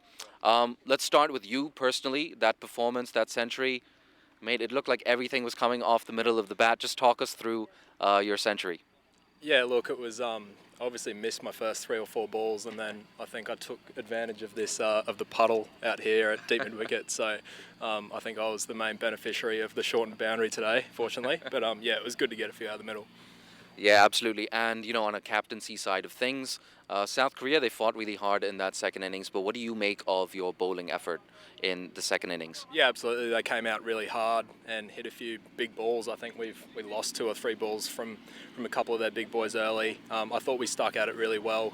And obviously, when you get a big score, you do expect that, you know, some boundaries will be hit by the opposition. I thought they batted quite well, to be honest, and we stuck at it well. Yeah. You know, another big story today is you had that home ground advantage. Maybe 250, 300 people packed in at the SICG. Just talk to us about the importance of having that home support. Yeah, it was huge. I think I said at the toss that we haven't played international cricket for 3 or 4 years, and to be able to host a tournament like this and to have 300 people come down, it was amazing. And I think tomorrow there's a bit more planned, so hopefully we can get some support tomorrow as well. I understand that your parents just flew in as well. Were they able to make it today? Yeah, I actually didn't know about this until last week. My dad said, he'd try to get a flight because they opened the borders, and then I think I saw my mum down there as well. So it was a bit of a surprise, to be honest. But yeah, I did see them down here. I'll say good day after this. Yeah, mate, I think they were surprised. Well, they weren't surprised to see you on fire with that century. Congratulations once again. Thank you. Cheers. Oh, I should give this to you. So there you have it, a convincing victory for Japan and a scintillating century from Kendall Kadawaki Fleming.